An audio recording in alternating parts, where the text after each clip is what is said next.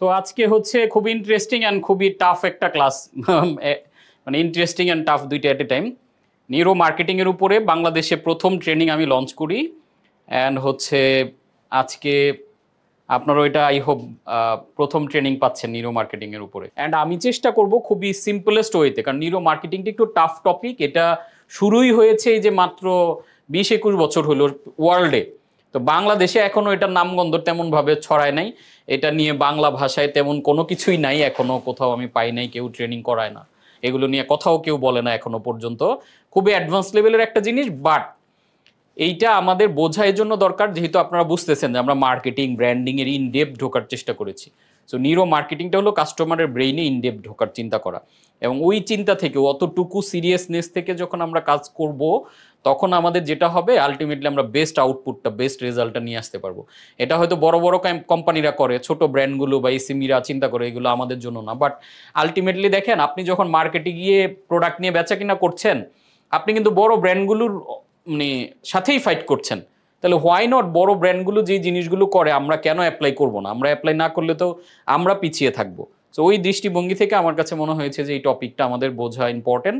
হয়তো অনেকগুলো কিছু জিনিস হইতে পারে আমাদের মাথার উপর দিয়ে যাবে, বাট যতটুকু আমরা নিতে পারি অ্যাটলিস্ট আমাদের মধ্যে একটা সচেতনতা তৈরি হবে আজকের ক্লাসের পরে, যে কতটুকু গভীরে যাওয়া দরকার আমাদের মার্কেটিং করার জন্য, ব্যবসা করার জন্য। এই গভীরতায় আমরা যত ঢুকতে পারবো তত আমরা বেস্ট আউটপুট নিয়ে আসতে পারবো। সো সবাই যেহেতু এগ্রি করেছেন, আই হোপ একটা দারুণ জার্নি, একটা ট্রিমেন্ডাস জার্নি আমরা এনজয় করবো।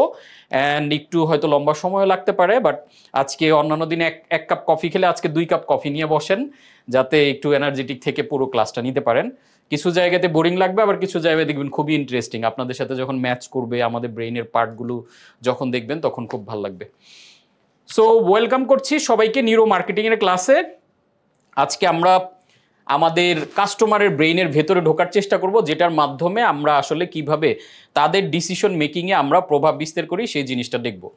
So neuro marketing, the proven neuro science and marketing strategies two influence consumers buying decision.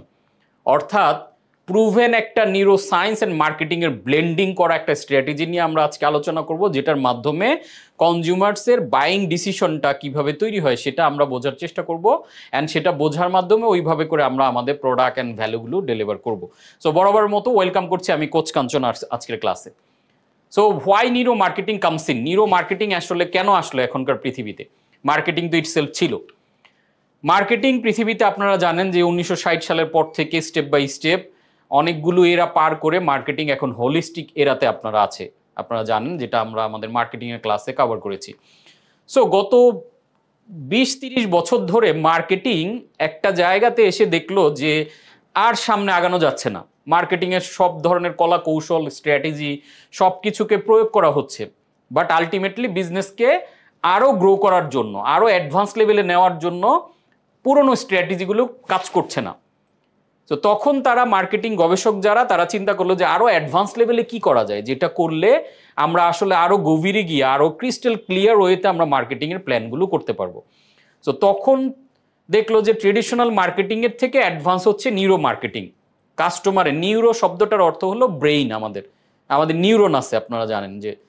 তো এই নিউরো অ্যান্ড মার্কেটিংকে ব্লেন্ড করে, অর্থাৎ নিউরো সায়েন্স অ্যান্ড মার্কেটিং, এই দুইটা ব্লেন্ড করে একটা স্ট্র্যাটেজি প্ল্যান করা হলো, যেটার মাধ্যমে আরও ইন ডেপথ কাস্টমারের ব্রেইনকে গবেষণা করে মার্কেটিং করা। সো তাহলে শুরুটা কেন হলো? Neuro marketing started because traditional marketing doesn't work anymore. Traditional marketing অনেক জায়গায় ব্যাকডেটেড হয়ে গেল, অনেক জায়গাতেই দেখা গেল যে প্রপারলি ওয়ার্ক করা যাচ্ছে না, তখন neuro marketing comes in. So traditional মার্কেটিংয়ে কি হয়? What we do in traditional marketing, we ask people what do they want. Traditional marketing research করে, তারা কি করে? কাস্টমারদের কাছে, পিপলদের কাছে বা অডিয়েন্সের কাছে জানতে চায় যে তাদের কি প্রয়োজন, এবং সে অনুযায়ী based on the response will build the products, build the strategy to sell that product. কাস্টমারের ফিডব্যাকের উপরে বেস করে ট্রেডিশনাল মার্কেটিং কাজ করে, যে কাস্টমারের কি প্রয়োজন, কোনটা নিড, ওয়ান, ডিজায়ার, সেটার উপরে বেস করে কাস্টমার তখন নর্মাল ট্রেডিশনাল মার্কেটিং কাস্টমার উত্তরের বেস করে তারা স্ট্র্যাটেজি মেক করে। কিন্তু প্রবলেমটা যেটা দেখা গেল, but the problem of this approach is people don't know what is their need, want and desire. মানুষ আসলে নিজেই জানে না যে তার কি প্রয়োজন। এখন যে মানুষ জানে না তার কি প্রয়োজন, এখন তাকে প্রশ্ন করে আমি যে উত্তর পাবো, সেই উত্তর দিয়ে যদি আমি প্রোডাক্ট মেক করি এবং মার্কেটিং স্ট্র্যাটেজি মেক করি, তাহলে কি হবে? আলটিমেটলি তো হিসেবটা ব্যাটে বলে মিলল না। তখন হয়তো সেল হবে, বাট অ্যাডভান্স লেভেলে যেই অ্যাপ্রোচটা আমরা নিয়ে আসতে যাচ্ছি সেটা কিন্তু পসিবল হবে না। তাহলে নিউরো মার্কেটিং এখানে কি করছে? নিউরো মার্কেটিং এর অ্যাপ্রোচটা কি? Understanding what that brain is looking for and then tailoring communication to appeal to that brain. তার মানে নিউরো মার্কেটিং এর অ্যাপ্রোচটা হচ্ছে যে প্রত্যেকটা মানুষের ব্রেনের ভিতরে একটা বাই বাটন আছে, এই বাই বাটনটা খুঁজে বের করা, এবং ওই বাটনটাতে যদি ক্লিক করানো যায় তাহলে কাস্টমার কি করবে? সবসময় পারচেজ ডিসিশন নেবে। সো ওই বাই বাটনটার কাজটাই হচ্ছে নিউরো মার্কেটিং। কেন?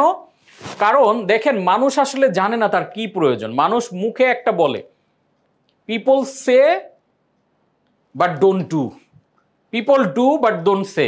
মানে অ্যাপ্রোচটা হচ্ছে এরকম যে মানুষ আসলে যা বলে তা করে না, এবং যা করে আসলে তা বলে না। এবং নিউমেরাস রিসার্চ এটার উপরে হলো, করে দেখা গেল যে আলটিমেটলি মানুষের আসলে মুখের কথা এবং তার ব্রেইনের ভিতরের কথা সম্পূর্ণই আলাদা। এবং এটার উপর অনেক রিসার্চ হয়েছে। আমরা আমাদের শেষের দিকে যখন নিউরো মার্কেটিং এক্সাম্পলগুলো দেখব, ওইখানে দেখবেন যে রিসার্চে কি সুন্দরভাবে বের করে আসছে। যেমন ছোট্ট একটা এক্সাম্পল যদি আমরা দিই, যেমন ফ্রিটোলের নাম আপনারা সবাই জানেন। ফ্রিটোলে হচ্ছে পেপসি করে একটা one of the biggest brand, যারা হচ্ছে বিভিন্ন ধরনের চিপস, পাফ এগুলো নিয়ে কাজ করে। তো ফ্রিটোলে একবার একটা বিজ্ঞাপনে দেখালো, বিজ্ঞাপনটা হচ্ছে এরকম যে একটা লন্ড্রির ভিতরে সবাই ওয়াশিং মেশিনের ভিতরে মানুষ তার কাপড় চোপড় দিচ্ছে। সো একজন আগে থেকে ওইখানে দাঁড়ানো ছিল, আরেকটা মহিলা ওইখানে আসলো, এসে দেখলো যে সবগুলা বিজি। তখন এই মহিলা ওনার সাথে একটু রাফ বিহেভ করে যে সবগুলো ব্যস্ত, ওয়েট করেন বা সামথিং।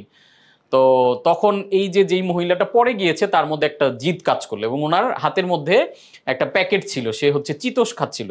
এই চিটোসে যে আপনারা জানেন যে এখানে অরেঞ্জ ফ্লেভারের, অরেঞ্জ কালারের এক ধরনের চিপস, যেটা হাতে নিলে এক ধরনের ডাস্ট, এই অরেঞ্জ একটা ডাস্ট হাতের মধ্যে জমা হয়।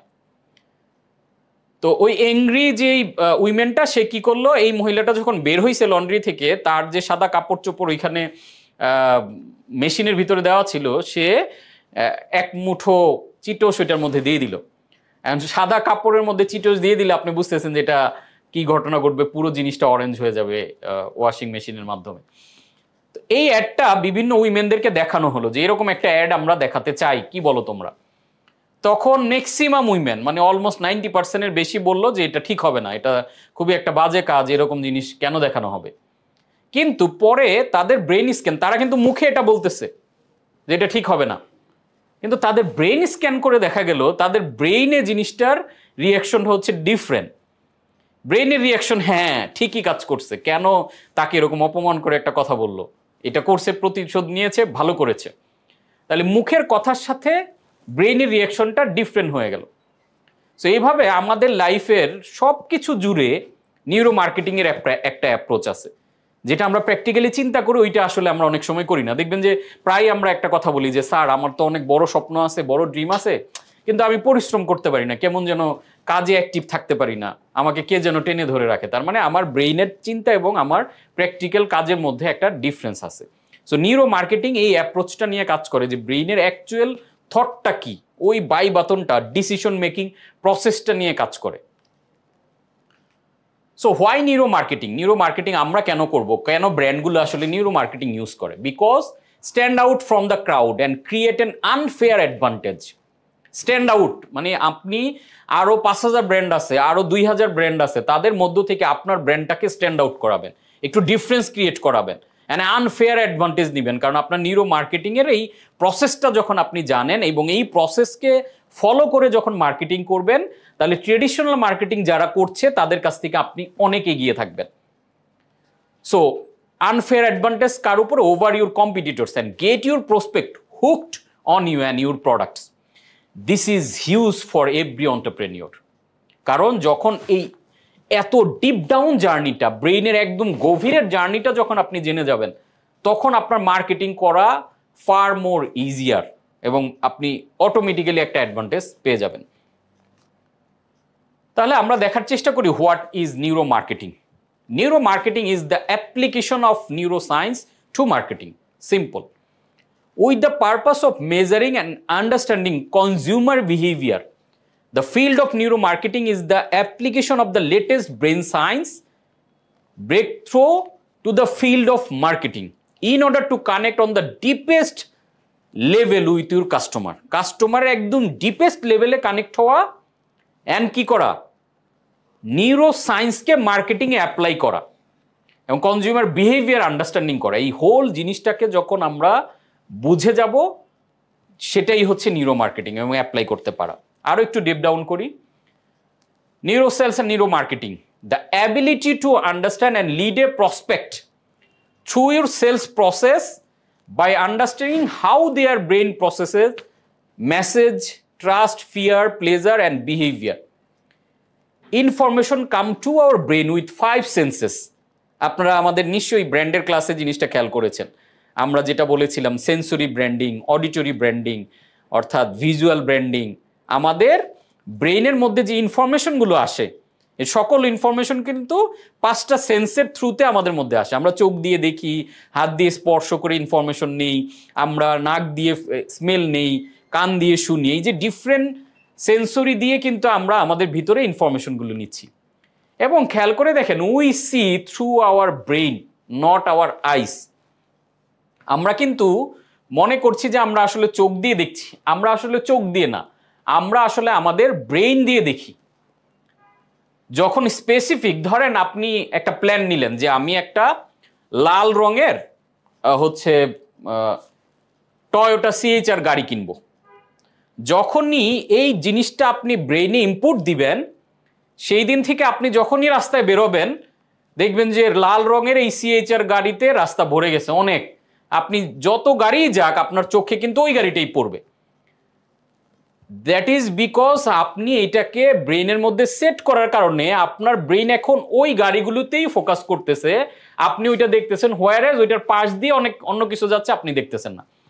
আমরা দেখবেন যে প্রায় আমাদের লাইফে এমন ঘটনা ঘটে যে আমার খুব কাছের একটা মানুষ আমার সামনে দিয়ে হেঁটে গেল, আমি দেখিনি, ওই মানুষ পরে রাগ করে বলে, আরে তোর তো অনেক ভাব বেড়ে গেছে, আমার সামনে দিয়ে, আমি তোর সামনে দিয়ে গেলাম, তাকাইলাম, তুই আমার কথা আমাকে দেখলি না।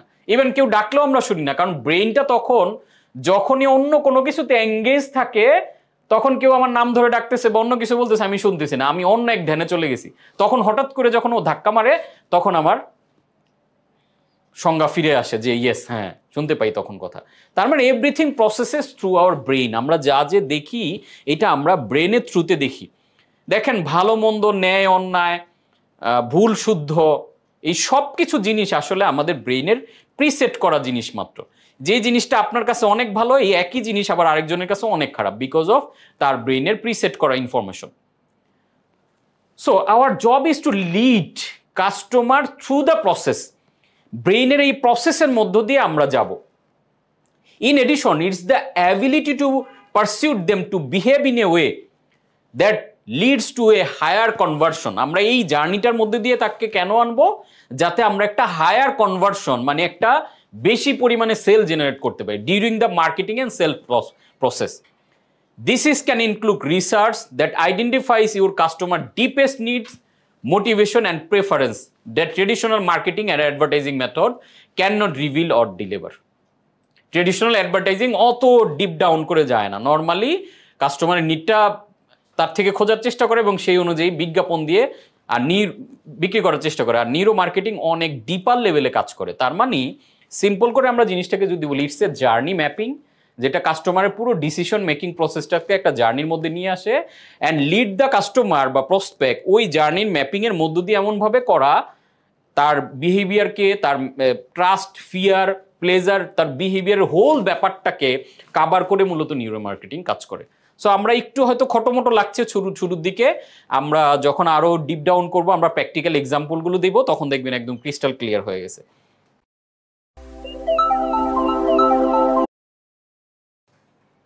তো হিস্ট্রি অফ, ছোট্ট করে একটা হিস্ট্রি আমরা নিউরো মার্কেটিং এর একটু জেনে নেই, তাহলে বুঝতে সুবিধা হবে যে এই অ্যাপ্রোচটা কবে থেকে শুরু হলো, কিভাবে। Neuro marketing combines equipped and strategies from neuro science and psychology. Neuro marketing was coined various researcher in 2002, মাত্র দেখেন 21 বছর আগে, এখন 2023, 2002 সালে এই জিনিসটা কয়েন্ড হয়, বিভিন্ন রিসার্চাররা এটা নিয়ে গবেষণা করে এটা শুরু করে। There are studies dating back to the 1990s, এটা নিয়ে কিছু স্টাডিজ হয়। এবং নিউরো মার্কেটিং নিয়ে যারা কাজ করছে এর মধ্যে অন্যতম যেটা Gerald Zaltman is among the very first to start experimenting with neuro marketing. এবং উনি একটা অ্যাপ্রোচ নিয়ে আসে, Gerald Zaltman as well as ওনার সাথে আরও কিছু রিসার্চাররা একই জিনিসে কাজ করেছে। এবং উনি ছিলেন একজন মার্কেটিংয়ের প্রফেসর, এবং উনি একটা সিস্টেম এটার গবেষণার জন্য চালু করে যেটার নাম দেয় জল্টম্যান মেটাফোর ইলিসিটেশন টেকনিক, অর্থাৎ ZMET। অ্যান্ড এটা 1990s থেকে উনি জিনিসটা নিয়ে মুভ ফরওয়ার্ড করা শুরু করে। So neuro marketing was first seen in a publication in 2002. It was part of the master thesis of Associate Professor Philip R. Morel. অর্থাৎ মোরলেস এটা 1990 থেকে প্রপারলি শুরু হয়। এর আগেও 1913, 1919, 18 দিকেও কিছু কিছু ছোটোখাটো রিসার্চ হয়, বাট এটা একদম প্র্যাকটিক্যালি একটা অ্যাপ্রোচ হিসেবে একটা পাবলিকেশন আকারে প্রকাশ পায় এটা 2002 সাল থেকে। Simple history. So Harvard professor Gerald Zaltman কি করে, wanted to establish how much of the person decision making process is subconscious. উনি একটা গবেষণা করে যে আমরা যে রিসার্চ মানে পারচেজ ডিসিশনগুলো নেই, কোনো কেনাকাটা করি কাস্টমার, এই ডিসিশনগুলো আসলে কোত্থেকে শুরু হয়, এটার কত পার্সেন্ট কনসাসলি হয়, আনকনসাসলি বা সাবকনসাসলি হয়। উনি রিসার্চ করে অবাক হয় এবং তখন এটা নিয়ে আরও ব্যাপক রিসার্চ করে কিন্তু নিউরো মার্কেটিং কনসেপ্টটাকে পপুলার করেন। His result were shocking. Joltman found that a whopping 95% of the buying decision occurs subconsciously. আমরা যত বাইং ডিসিশন নিই, আমরা যা কিছু কিনি, আমাদের কাছে মনে হইতে পারে যে আমরা মনে হয় সব কিছু কনসাস ব্রেনে বুঝে শুনে লজিক্যালি আমি কোনো কিছু ভুল জিনিস কিনতেছি না, আমি বুঝে শুনে কিনতেছি। বাট এই রিসার্চে জিনিসটা প্রথম ফাইন্ডিং বের হয়ে আসে যে মানুষ যা কেনাকাটা করে 95%ই মানুষ আসলে সাবকনশাসলি করে, যেটার মধ্যে কনসাস লজিক্যাল কোনো থট থাকে না। এবং আপনি একটু মিলিয়ে দেখেন জিনিসগুলো, যে এখনকার পৃথিবীতে যত টপ ব্র্যান্ডগুলো এই সিরিয়াল যদি করেন, এবং এই ব্র্যান্ডগুলো ব্র্যান্ড হওয়ার পেছনে মেইন কারণ কিন্তু মানুষ সাবকনশাসলি যেহেতু ডিসিশন মেক করে। আমরা গত ক্লাসে ব্র্যান্ডিংয়ে দেখেছি যে সেম জুতা, $15 জুতা, এটা যখন এডিডাস অথবা নাইকির সিল থাকতেছে এটা মানুষ $1500 কিনতেছে। এখন এই যে ডিসিশনটা আপনি চিন্তা করে দেখেন তো, লজিক্যাল ব্রেনে জিনিসটাকে ভাবেন, লজিক্যাল ব্রেনে ভাবলে এটা খুবই একটা হাস্যকর ডিসিশন যে একটা মানুষ একই রকমের জুতা শুধুমাত্র একটা লোগোর কারণে এই জুতাটা $1500 দিয়ে কিনতেছে, সেম জুতা যদি $150 বা $15 পাওয়া যায় সে কিনছে না। তাহলে ফ্যাক্টরটা কি? দিস ফ্যাক্টর ইজ সাবকনশাস, অর্থাৎ ইমোশনালি মানুষ ডিসিশনগুলো নিচ্ছে। আজকে দেখেন আইফোনের চেয়ে অনেক ভালো ফিচারের ফোনও যদি আপনাকে দেওয়া হয় তার চেয়ে 3 ভাগের 1 ভাগ দামে, ইভেন 10 ভাগের 1 ভাগ দামে, অথবা আইফোনই সম্পূর্ণভাবে একই রকম হুবহু করে দেওয়া হয়, শুধু লোগোটা যদি আইফোন না দিয়ে সোনি দিয়ে দেয় অথবা নোকিয়া দিয়ে দেয়, আমরা তখন জিনিসটা কিনবো না। একটু কনসাসলি ভেবে দেখেন তো এই ডিসিশনটা কি লজিক্যাল? এটা কিন্তু লজিক্যাল কোনো ডিসিশন না। তাহলে এই পুরো ডিসিশনগুলি, এবং মানুষ বুঝে শুনেই এই কাজগুলো করে, মানুষ ভাবতেছে লজিক্যালি নিচ্ছি, বাট ছোট ছোট আনকনসাসলি এমন কিছু ঘটনার কারণে মানুষ ডিসিশন নিচ্ছে, মানুষ নিজেও জানে না। ওই যে আমরা প্রথম স্লাইড যেটা দিয়ে শুরু করেছি, যে মানুষ নিজেই জানে না যে তার need, want and desire. And আমরা যে ডিসিশন আমাদের লাইফে নেই, ম্যাক্সিমাম ডিসিশনগুলা নেই আমরা সাবকনসাসলি, এবং আমরা ছোট ছোট এমন ফ্যাক্টর আমার ডিসিশনে প্রভাব বিস্তার করে, যেই ফ্যাক্টরগুলো কনসাসলি কোনোদিন আমরা কনসিডারও করি না। এবং আপনাকে এগুলো বলতে দেওয়া হলে, আপনার সামনে তুলে দেওয়া হলে, তখন আপনি স্বীকারই করবেন না যে আমি এই কারণে কিনেছি, না ভাই এটা তো আমার মাথায় ছিল না। কিন্তু ওই ডিসিশনগুলো, ওই জিনিসগুলোই যে ফ্যাক্টর হিসেবে ভূমিকা পালন করছে, এটাই মূলত নিউরো মার্কেটিং কাজ করে। আমি দেখেন আপনাদের সামনে ছোট্ট একটা ফ্যাক্ট তুলে ধরি। ধরেন একটা ডিসিশন মেকিংয়ে অপশন 2টা আমি দেওয়ার চেষ্টা করে আপনারা এখান থেকে পিক করবেন। ধরেন 5টা লটারি, এই লটারির এক একটা লটারির মূল্য সে 1000 টাকা। এই 5টা লটারির মধ্যে আপনার 5 জন ধরবে, এর মধ্যে একজন পুরস্কার পাবে। 1000 টাকার এই লটারিটা আপনি যদি ধরেন, তাহলে আপনি হয়তো একটা 10,000 টাকার যে কোনো একটা ফোন বা সামথিং একটা কিছু পুরস্কার পাবেন। এখন এই লটারির টিকিটটা তার মানে আপনার পুরস্কার পাওয়ার সম্ভাবনা এখানে 20%। 5 জন যদি 5টা লটারি কিনে আপনি হয়তো আগ্রহী একটা কিনবেন। এখন এই লটারির ঘটনাটা আমি যদি একটু ডিফারেন্ট করে দিই, আপনি দেখবেন যে এটা আগ্রহটা কমে যাচ্ছে। ধরেন এই 5টা লটারির মধ্যে 4টা লটারি একজন কিনে ফেলছে, 4টা, আর একটা লটারি বাকি। এবার যদি আপনার কাছে অফারটা আসে যে ভাই আমার কাছে 5টা লটারি ছিল, একজন 4টা কিনে ফেলছে, আরেকটা আছে, আপনি কিনবেন কিনা? আপনি দেখবেন সেই ক্ষেত্রে কিনছেন না। কেন? আপনি চিন্তা করবেন ও আচ্ছা একজন কিনে ফেলছে, তার মানে উনি 4টা নিছে, তার মানে পুরস্কার উনি নিশ্চিত পাবে, আমি পাবো না, আমি একটা নিয়ে ওনার 4টার সাথে ফাইট করবো কেমনে? দেখেন এই জায়গায় আপনি লজিক্যালি যদি চিন্তা করেন, এটা কিন্তু ইমোশনালি আমরা এইভাবে ডিসিশন নিয়ে আমরা তখন কিনবো না, ভাই এটা আমার সম্ভাবনা কমে গেল। আসলে কিন্তু সম্ভাবনা কমে নেই। আপনি লজিক্যালি হিসাব করেন, ওইখানে 5 জন 5টা কিনলেও আপনার সম্ভাবনা 20%, আর এইখানে একজন 4টা কিনে ফেলছে, এইখানেও কিন্তু আপনার সম্ভাবনা 20%। বাট দেখবেন এই ক্ষেত্রে আপনি কিনছেন না লটারি, গেল একটা ফ্যাক্ট। আবার আরেকভাবে আরেকটা আলোচনা করি। ধরেন আপনি ব্লকবাস্টারে অথবা বসুন্ধরা সিনেপ্লেক্সে মুভি দেখার জন্য গিয়েছেন, সে ফর ওইখানে মুভির একটা টিকিটের দাম 1000 টাকা। এখন আপনি আর আপনার হয়তো ওয়াইফকে নিয়ে বা আপনার স্পাউসকে নিয়ে গেছেন অথবা কোনো বন্ধুকে নিয়ে গেছেন, যাওয়ার পরে 2 জন 2টা টিকিট কিনে ফেলছেন। এখন 2টা টিকিটের মধ্যে একটা টিকিট হারায় গেছে বা 2টা টিকিটই হারায় গেছে। টিকিটটা কেনার পরে এটা যদি হারিয়ে যায়, আপনি কি রিপিট আরেকবার টিকিট কিনবেন? এবং এটার উপর রিসার্চ করে দেখা গেছে ম্যাক্সিমাম ক্ষেত্রে মানুষ বলতেছে না, একবার কিনছি, একই জিনিস আমি ডাবল দামে কেন কিনবো, টিকিট কিনবে না। কিন্তু আপনি আপনার বন্ধু বসুন্ধরা সিটিতেই গেছেন টিকিট কিনতে, মানে টিকিট কিনে মুভি দেখবেন, আপনার পকেট থেকে 1000 টাকা হারায় গেছে, আপনি কি তখন টিকিটটা কিনবেন? তখন ম্যাক্সিমাম ক্ষেত্রে দেখা গেছে যে মানুষ আনসার দিচ্ছে হ্যাঁ কিনবো, মুভি দেখার জন্য কষ্ট করে গেছি, 1000 টাকা হারাইছি তো কি হয়েছে, আমি তো কিনবো। এখন দেখেন ওই টিকিটটা যে হারালো ওইটার প্রাইসও কিন্তু 1000 টাকা, আবার পকেট থেকে 1000 টাকা হারালো এটাও কিন্তু 1000 টাকা। দেখেন দুই ক্ষেত্রে ডিসিশন কিন্তু চেঞ্জ হয়ে যাচ্ছে। ঘটনা কিন্তু লজিক্যালি ব্যাখ্যা করলে সেম, ডিসিশন চেঞ্জ হয়ে গেছে। এই যে এরকম অনেকগুলো ফ্যাক্টর, এই যে মানুষের মার্কেটিং এর উপরে যখন গবেষণা করে, এগুলো নিয়ে যখন হাজার হাজার রিসার্চ হয়, মানুষ দেখা গেল যে অবাক হয়ে উল্টাপাল্টা সব কর্মকাণ্ড তাদের লাইফে করে, তখন রিসার্চে এগুলো বেরোয় আসে।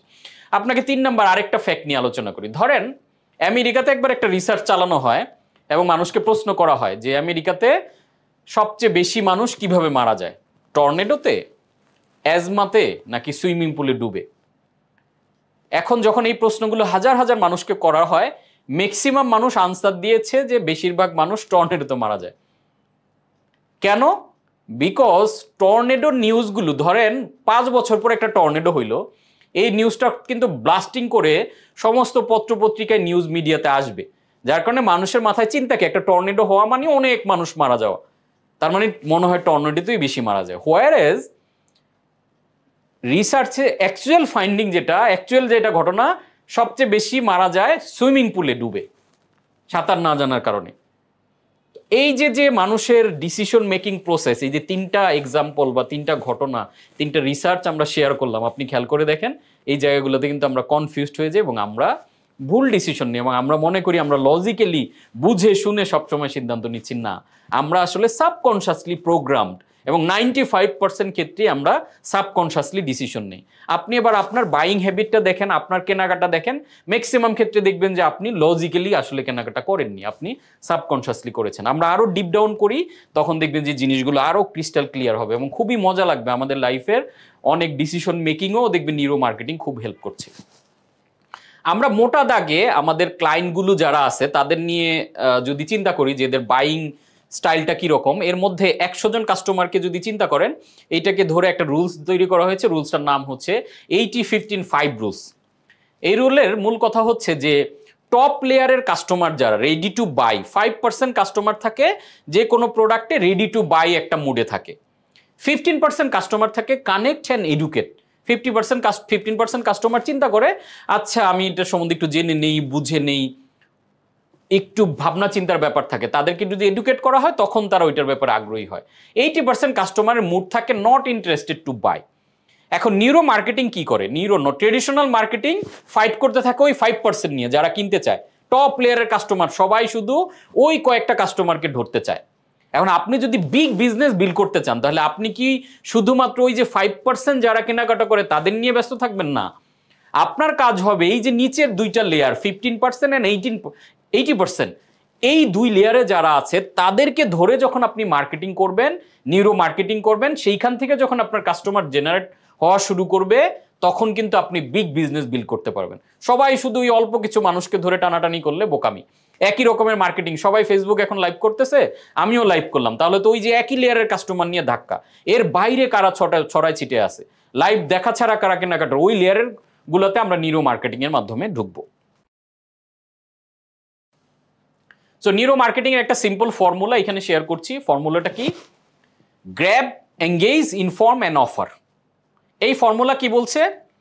আমরা যখন কোনো বিজ্ঞাপন বানাবো, আমরা যখন কোনো পোস্ট দিব, আমরা যখন কোনো অ্যাড রান করবো, আমরা কোনো লিফলেট বানাবো, আমরা এই নিউরো মার্কেটিং ফর্মুলাটা ফলো করবো। এই ফর্মুলা কি বলছে? আমরা কাস্টমারকে আসলে গ্র্যাব করব। এবং এখনকার পৃথিবীতে বলা হয় যে অ্যাটেনশন হচ্ছে সবচেয়ে কঠিন জিনিস, সবচেয়ে কঠিন। পৃথিবীতে মানুষের এখন অ্যাটেনশন পাওয়াটা কঠিন, কারণ সবাই কি চায়? ফেসবুক চায় আপনি তার পুরো জীবন ফেসবুকের পেছনে ঢেলে দেন, ইউটিউব চায় আপনি সারাদিন বিজ্ঞাপন দেখেন, টিকটক চায় আপনি গিয়ে সারাদিন নাচানাচি করেন। সবাই কি চায়? আপনার অ্যাটেনশন চায়। সো এই অ্যাটেনশন নিয়ে এখনকার পৃথিবীতে আসলে যুদ্ধটা অ্যাটেনশনের, যুদ্ধটা আসলে প্রোডাক্টের না। যার কারণে ওই যে আমরা গতকাল যে প্রশ্নটা রেজ করেছিলাম যে কেন নাইকি, কেন এডিডাস, কেন আইফোনের মতো ব্র্যান্ডগুলা তারা প্রোডাক্ট বানায় অন্য থার্ড পার্টির মাধ্যমে, তারা আসলে কোন কাজটা করে? তারা এই অ্যাটেনশন গ্র্যাব করার অসম্ভব কাজটাকে সম্ভব করা নিয়ে কাজ করে। কারণ এখনকার পৃথিবীতে অ্যাটেনশন পাওয়া খুবই কঠিন, কারণ আপনার competitor just one click away. আপনি একটা ওয়েবসাইট ভিজিট করতেছেন, লোডিং হইতেছে, জাস্ট কয়েক সেকেন্ডের মধ্যে আপনি ডিসিশন চেঞ্জ করে ফেলেন। একটা ওয়েবসাইট ভিজিট করে আপনারা শুনলে অবাক হবেন, আমরা মিলি সেকেন্ডের মধ্যে সিদ্ধান্ত নেই যে আমরা এখান থেকে প্রোডাক্ট কিনবো কি কিনবো না। সো এই যে এত ফাস্টার চলতেছে, মানুষ সারাক্ষণ খালি স্ক্রল করতেছে, তাহলে আপনার প্রথম কাজ হচ্ছে স্ক্রলটাকে স্টপ করা। Scroll stopper, grab with a powerful headline. এমন একটা হেডলাইন আপনাকে দিতে হবে যেই হেডলাইনটার কারণে সে থামবে। তাকে এই যে স্টপ করালেন, এই যে অ্যাটেনশনটা নিতে পারলেন, দ্যাট যে যত অ্যাটেনশন নিতে পারে, এবং আমি আমার ভাষায় বলি অ্যাটেনশন ইজ এটিএম। অর্থাৎ একটা এটিএম বুথে যেমন আপনি কার্ড ঢুকালে ওইখান থেকে ক্যাশ করে নিতে পারেন, অ্যাটেনশন ইজ নিউ এটিএম। কাস্টমারকে থামাইতে পারলে তার অ্যাটেনশনটা আপনি যখন পাবেন, তারপরে না আপনি তার কাছে অফারটা করতে পারবেন। এবার অফারটা করলে তার কাছ থেকে বিক্রি করতে পারলে তো আপনার ক্যাশটা বের হয়ে আসলো।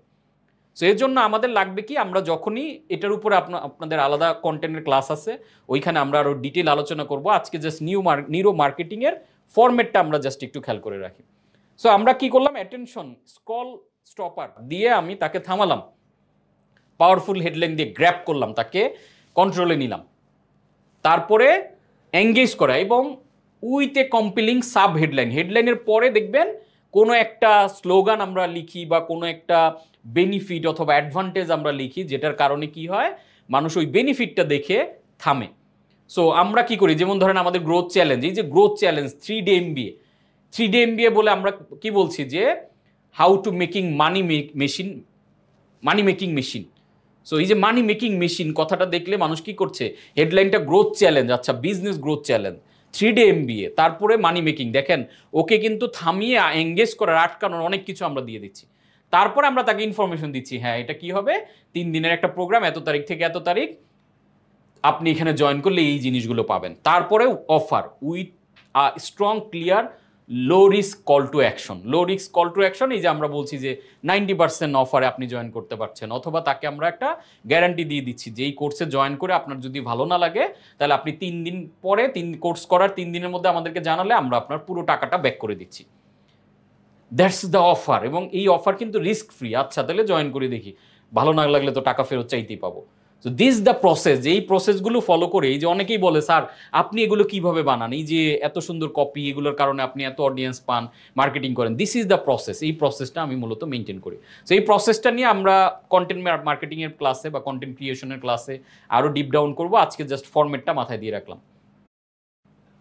সো নিউরো মার্কেটিংয়ের পুরো কাজটাই যেহেতু ব্রেন নিয়ে, রজার ডলি এখানে খুব দারুণ একটা কথা বলেছেন, the future of marketing is in decoding the human brain. তাহলে আগামী দিনের মার্কেটিং এখন যেখানে যাচ্ছে, পুরো মার্কেটিংটি হবে ডিকোডিং দ্য হিউম্যান ব্রেইন। ব্রেইনের যা কিছু আছে এইগুলাকে গবেষণা করে ডিকোড করা, এইগুলাকে এই ফ্যাক্টরগুলোকে বের করার উপরে বেস করে যারা মার্কেটিং করতে পারবে আগামীতে তারাই আসলে পৃথিবীকে লিড করবে। নিউরো মার্কেটিং এর একজন অন্যতম রিসার্চার, এবং ওনার থেকে আমি নিউরো মার্কেটিং এর অনেক কিছু শিখেছি, ওনার বই পড়ে, ওনার বিভিন্ন রকমের লেকচার শুনে। উনি দারুণ একটা কথা বলেছেন, প্যাট্রিক রেনভয়েস, উনি বলেছেন neuro marketing uncovers the secret of human brain. Human ব্রেইনের সিক্রেট। দেখেন, ব্রেইনটা কিন্তু আপনার, আমার নিজের ব্রেন, অথচ আমার নিজের ব্রেইনের ভিতরের ফাংশন আমরা নিজেরাই জানি না। আমাদের ব্রেইনের ফাংশনকে গবেষণা করে ব্র্যান্ডগুলো তার প্রোডাক্ট এবং তার সব কিছুকে এখন ডিজাইন করছে। সো আমরা তাহলে বুঝেই যাচ্ছে যে নিউরো মার্কেটিং মানেই হচ্ছে আমাদের পুরো ব্রেইন নিয়ে কাজ। সো আমরা একটু ব্রেইন নিয়ে কাজ কারবারে ঢুকে যাই, দেখার চেষ্টা করে। আমরা কিন্তু এখন আমাদের লেকচারের একদম গভীরে ঢোকার চেষ্টা করছি। এই পার্ট থেকে আপনি আসলে বুঝতে শুরু করবেন যে how neuro marketing works. So আমরা আমাদের যে ব্রেইনটা দেখি এটা কিন্তু একটা ব্রেইন না আসলে, বা একভাবে ফাংশন করে না। আমাদের ব্রেইনের 3টা লেয়ার, 3টা decision making factor, 3 brains of decision making. Number 1 এটা হচ্ছে নিউরোকর্টেক্স, যেটাকে বলা হয় থিঙ্কিং ব্রেইন, যেটাকে বলা হয় লজিক্যাল ব্রেইন। সো এটা হচ্ছে ব্রেইনের মোটামুটি উপরের পার্ট। আমার নিজের কাছেও ব্রেইন একটা আছে, আমি যদি আপনাদেরকে সুন্দর করে জিনিসটাকে দেখাই, এই যে পার্টটা আমরা দেখতে পাচ্ছি, এই যে ব্রেইনের, this is thinking brain, neocortex. And এই ব্রেইনের এক একটা লেয়ার এক একটা। এরপরে আমরা দেখতে পাচ্ছি কি emotional brain, this is limbic system, এই যে ইমোশনাল পার্টটা এখানে আপনারা দেখতে পাচ্ছেন যে একটু ইয়েলো কালারের মধ্যে। তারপরে যেটা সেটা হলো survival brain, reptilian brain, basic brain. এই রেপটিলিয়ান ব্রেইন কোনটা? এই যে ইন ডেপথ ব্রেইনের একদম ভিতরের পার্টটাই হচ্ছে রেপটিলিয়ান ব্রেইন। সো এই যে 3টা ব্রেইন, এই 3টা ব্রেইনের ফাংশন কিন্তু আসলে 3 রকম। উপরের যে পার্টটা, এই লেয়ারের ব্রেইনটা, এই ব্রেইনটা নিউরোকর্টেক্স, এটার কাজ কি? এটা কাজ হচ্ছে থিঙ্কিং প্রসেস করে, এটার কাজ হচ্ছে লজিক্যালি সব কিছুকে চিন্তা করে। অ্যান্ড ইমোশনাল ব্রেইন, এই যে পার্টটা, ইমোশনাল ব্রেইনের কাজ আপনার নামটা শুনে বুঝতে, লিম্বিক সিস্টেম বলে। এইটা ইমোশন সেন্ট্রিক সব কিছু ডিসিশন মেক করে। অ্যান্ড রেপটিলিয়ান ব্রেইন হচ্ছে আমাদের সার্ভাইভাল ব্রেইন, যেই ব্রেইন আসলে ইনস্টিংচুয়াল ব্রেইনও আমরা এটাকে বলতে পারি। সো এই ব্রেইনের এক একটা পার্ট এক একভাবে মূলত ডিসিশন মেক করে। সো আমরা আসলে তাহলে কি কাজ করব? আমাদের এই 3টা ব্রেইনকে বোঝার দরকার কেন? আমাদের এই 3টা ব্রেইনের ফাংশনের উপর বেস করে আমরা মূলত আমাদের লাইফের, আমাদের পারচেজের বা আমাদের যে কোনো ধরনের আমরা ডিসিশন মেক করি। তাহলে আমাদের প্রথম কাজ কি? প্রথম কাজ হচ্ছে you need to activate instinctual part first. Instinctual part কোনটা? এই যে 3 নাম্বার যে ব্রেনটা বলছি, রেপটিলিয়ান ব্রেইন, যেটাকে বেসিক ব্রেইন বলা হয়। সো আপনার কাজ হচ্ছে আপনি আপনার মার্কেটিং মেসেজের মাধ্যমে এই ব্রেইনটাকে প্রথম হিট করা। কেন? যখন রেপটিলিয়ান ব্রেইনকে হিট করা হয়, মানুষ দ্রুত রেসপন্স করে এবং মানুষের বাইং ডিসিশনগুলোর প্রসেসটা আসলে কন্ট্রোল করে রেপটিলিয়ান ব্রেইন। যার কারণে মানুষ, দেখেন একটা সিম্পল এক্সাম্পল যদি আমরা দেই, বা এটার উপরেও অনেক রিসার্চ হয়েছে। আপনাকে যদি প্রশ্ন করা হয় বা আমাদেরকে প্রশ্ন করলে যে আমরা আসলে যারা নামাজ পড়ি বা প্র্যাকটিসিং মুসলিম অথবা ধর্ম পালন করি, ধর্ম পালন আমরা মোটা দাগে 2টা কারণে করি, এর বাইরে ছোটখাটো অনেক কারণ থাকতে পারে। মোটা দাগে 2টা কারণ কি? কারণ নাম্বার 1, আমরা জান্নাতে যেতে চাই, স্বর্গে যেতে চাই, আমরা বেহেশত চাই। আমরা পরের জীবন যারা বিশ্বাস করি তারা ওরকম একটা পরের জীবনে সুন্দর লাইফ চাই, বিধায় আমরা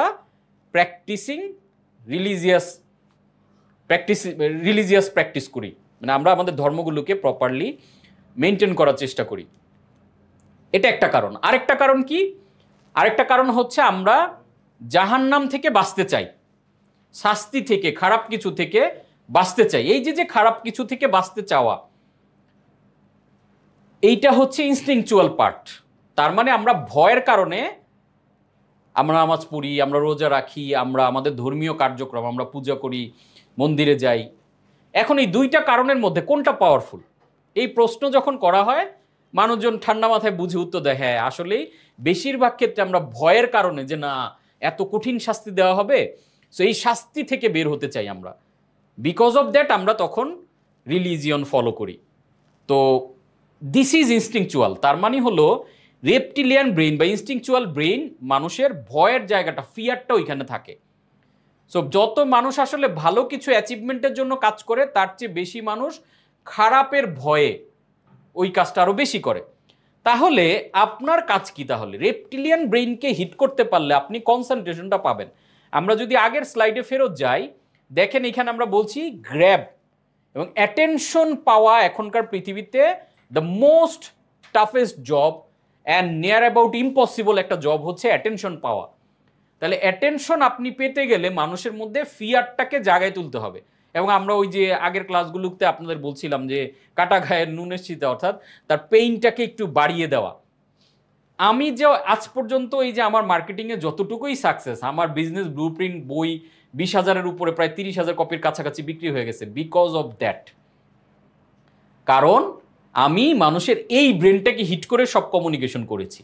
যে আপনি ব্যবসা করে দেউলিয়া হওয়ার উপক্রম, এই যে যে ধাক্কাটা তাকে দিলাম, দেউলিয়া হয় না, দেউলিয়া তো কেউ হতে চায় না আসলে। এই যে যখন আমি ধাক্কাটা দিলাম, তখন দেউলিয়া হওয়ার থেকে বের হইতে কি লাগবে? আমি দেখেন এই যে গ্রোথ চ্যালেঞ্জের প্রথম লাইনটাই কি, যে হজবরল বিজনেস আর কতকাল, এইভাবে বিজনেসের পেছনে দৌড়াতে থাকবেন?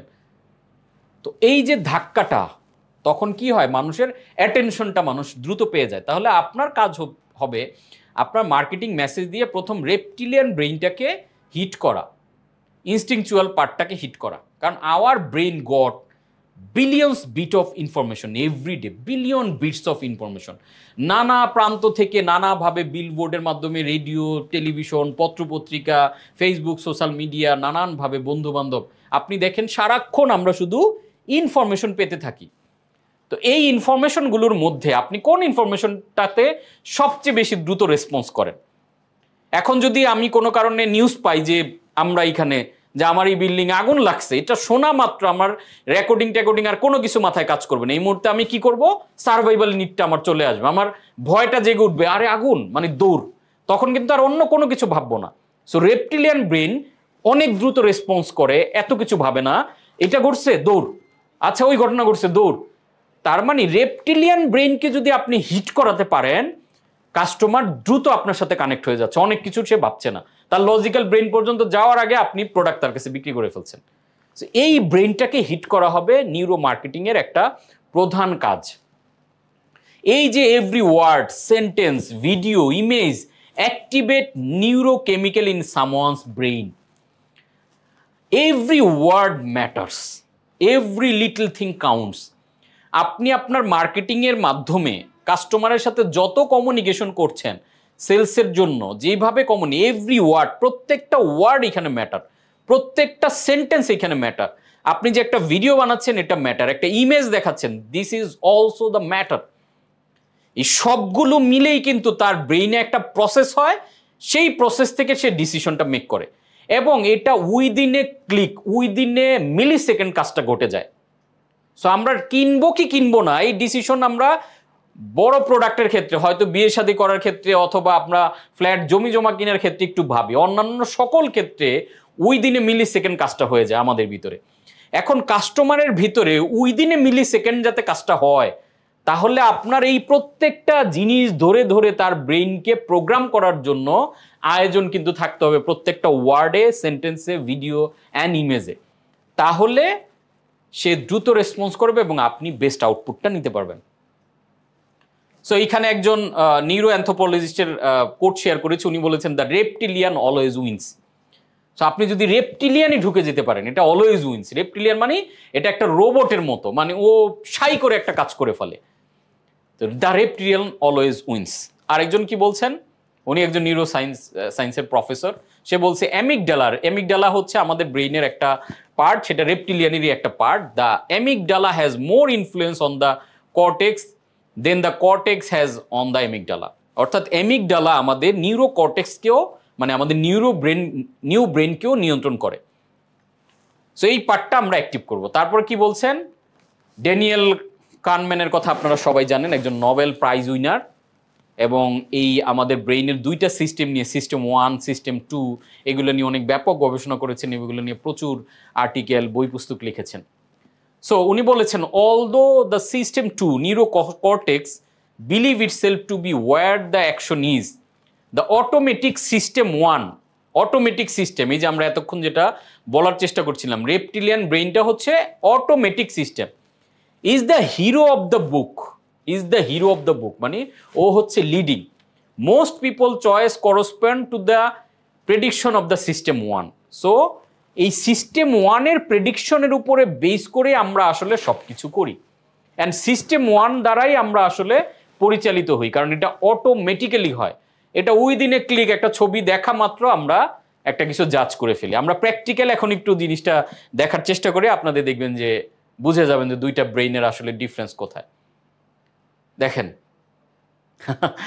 এই ছবিটা দেখা মাত্র আপনার সাথে সাথে কিন্তু একটা স্মাইল চলে আসতেছে, কোনো কিছু আপনার দেখেন ব্যাক এন্ডে আপনার কোনো ক্যালকুলেশন করা লাগে নাই, ওই দিনে মিলি সেকেন্ড এটা দেখা মাত্র আপনি একটা ফানি একটা ফিল চলে আসলো আপনার মধ্যে। This is brain, this is reptilian brain. তার মানে দেখেন খেয়াল করে, এটার জন্য কোনো লজিক ভাবা লাগে নাই, এটার জন্য আপনার কোনো ব্রেইনের প্রসেসিং চিন্তা করা লাগে নাই, বাট ব্রেইনে অনেকগুলো কাজ হয়ে গেছে। দেখেন দিস ইজ রেপটিলিয়ান। এই মানুষটার সাথে আপনার ব্রেইনের অ্যাসোসিয়েশনটা এমনভাবে হয়ে আছে, আপনি দেখা মাত্র কোনো লজিক টজিক ছাড়াই আপনি দেখা গেল একটা ফানি ফিল করছেন বা একটু উইয়ার্ড একটা মানে এক্সপিরিয়েন্স আপনার ব্রেইনে তৈরি হইতেছে ওই দিনে ক্লিক। এটার জন্য কিন্তু কোনো লজিক বা কোনো কিছু কাজ করা লাগতেছে না, দিস ইজ রেপটিলিয়ান ব্রেন। ওই দিনে ক্লিক কাজটা হয়ে যাবে, আপনি বুঝবেন না কেন হয়েছে, এই যে এটা দেখার পরে আপনার এই ফিলিংটা কেন হয়েছে আপনি এটা ব্যাখ্যা করতে পারবেন না, এটা বুঝবেন না, এটা অটো। This is uncontrollable. এটা দেখা যতবারই দেখবেন ওর চেহারা, যতবার ওর কথা শুনবেন এটাই হবে, আপনি এটা কন্ট্রোল করে চেঞ্জও করতে পারবেন না সহজে। This is reptilian brain. এইটা এবার খেয়াল করেন তো, 63 মাল্টিপ্লাই বাই 19 কি দাঁড়াচ্ছে? এইবার কিন্তু আর রেপটিলিয়ান ব্রেইনের মতো আপনার ব্রেইন হুট করে একটা আনসার দিচ্ছে না, এবার কিন্তু আপনার লজিক্যাল ব্রেইন কাজ করা শুরু করছে। আচ্ছা 63-র সাথে 19 গুণ করলে কত হয়, এই নামতা পড়া শুরু করে দিচ্ছেন, বা আপনার এটা কিন্তু প্রসেসিং লাগতেছে, একটা টাইম লাগতেছে। This is logical reasoning, logical brain. এখানে নিউ ব্রেইন আপনার জন্য কাজ করতেছে, লজিক্যাল ব্রেইন, থিঙ্কিং ব্রেইন। তার মানে এটার ক্ষেত্রে আপনার চিন্তা অ্যাসোসিয়েশন হচ্ছে, চিন্তা তৈরি হইতেছে, দেখেন খেয়াল করে। আর আগেরটার ক্ষেত্রে কিন্তু কোনো কিছু চিন্তা তৈরি হয় নাই, অটো হচ্ছে। This is reptilian process, this is neocortex, new brain process. I hope জিনিসটা মোটামুটি আমরা ক্লিয়ার। আরও যেতে থাকে আরও জিনিসগুলো স্পষ্ট হয়ে যাবে।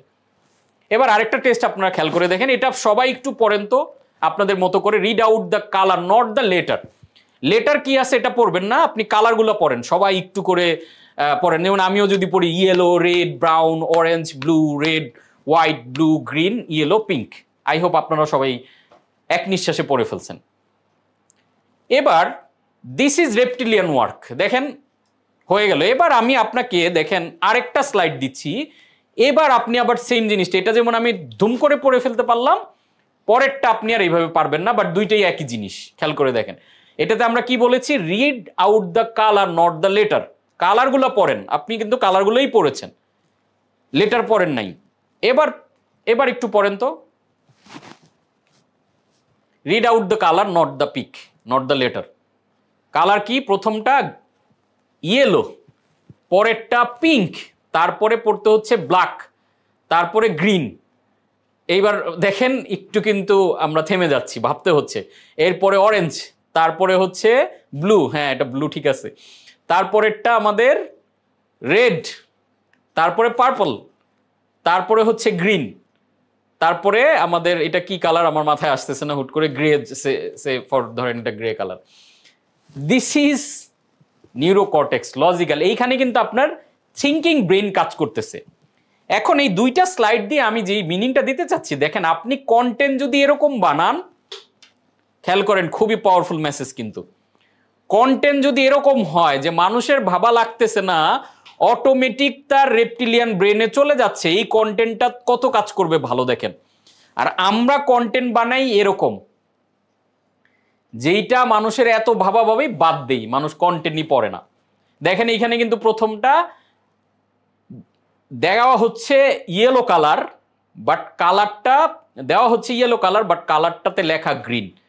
সো এইখানে আমাকে ভেবে আনসার দিতে হচ্ছে, কারণ আমাকে বলা হয়েছে যে লেটার না পড়ে, ওয়ার্ডটা না পড়ে কালারটা পড়ো, তাহলে কালারটা কি এখানে? কালারটা হচ্ছে অ্যাকচুয়ালি ইয়েলো, তার মানে প্রথমটা হচ্ছে ইয়েলো বাট লেখা ওয়ার্ডটা হচ্ছে গ্রিন, পরেরটাতে ওয়ার্ডটা হচ্ছে অরেঞ্জ বাট কালার কিন্তু পিঙ্ক, তার মানে এটা আমাকে পিঙ্ক পড়তে হবে।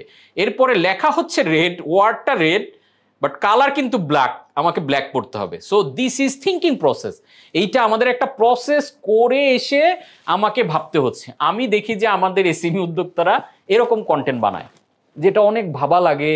আচ্ছা দেখি ডিসিশন নিতে গিয়ে আমার লজিক্যাল ব্রেন ফাংশন করা শুরু করে, এবার লজিক্যাল ব্রেন যখন অনেক ভাবা শুরু করে তখন আমরা ওই ডিসিশনগুলোতে পেন্ডিং করে ফেলে, আমরা নিতে পারি না।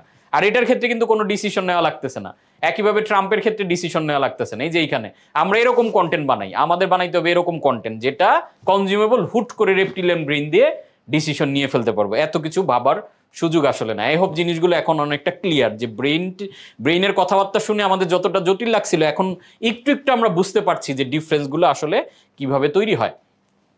এবার দুইটা ব্রেইনের একটা মোটা দাগে আমরা একটা পার্থক্য দেখার চেষ্টা করি।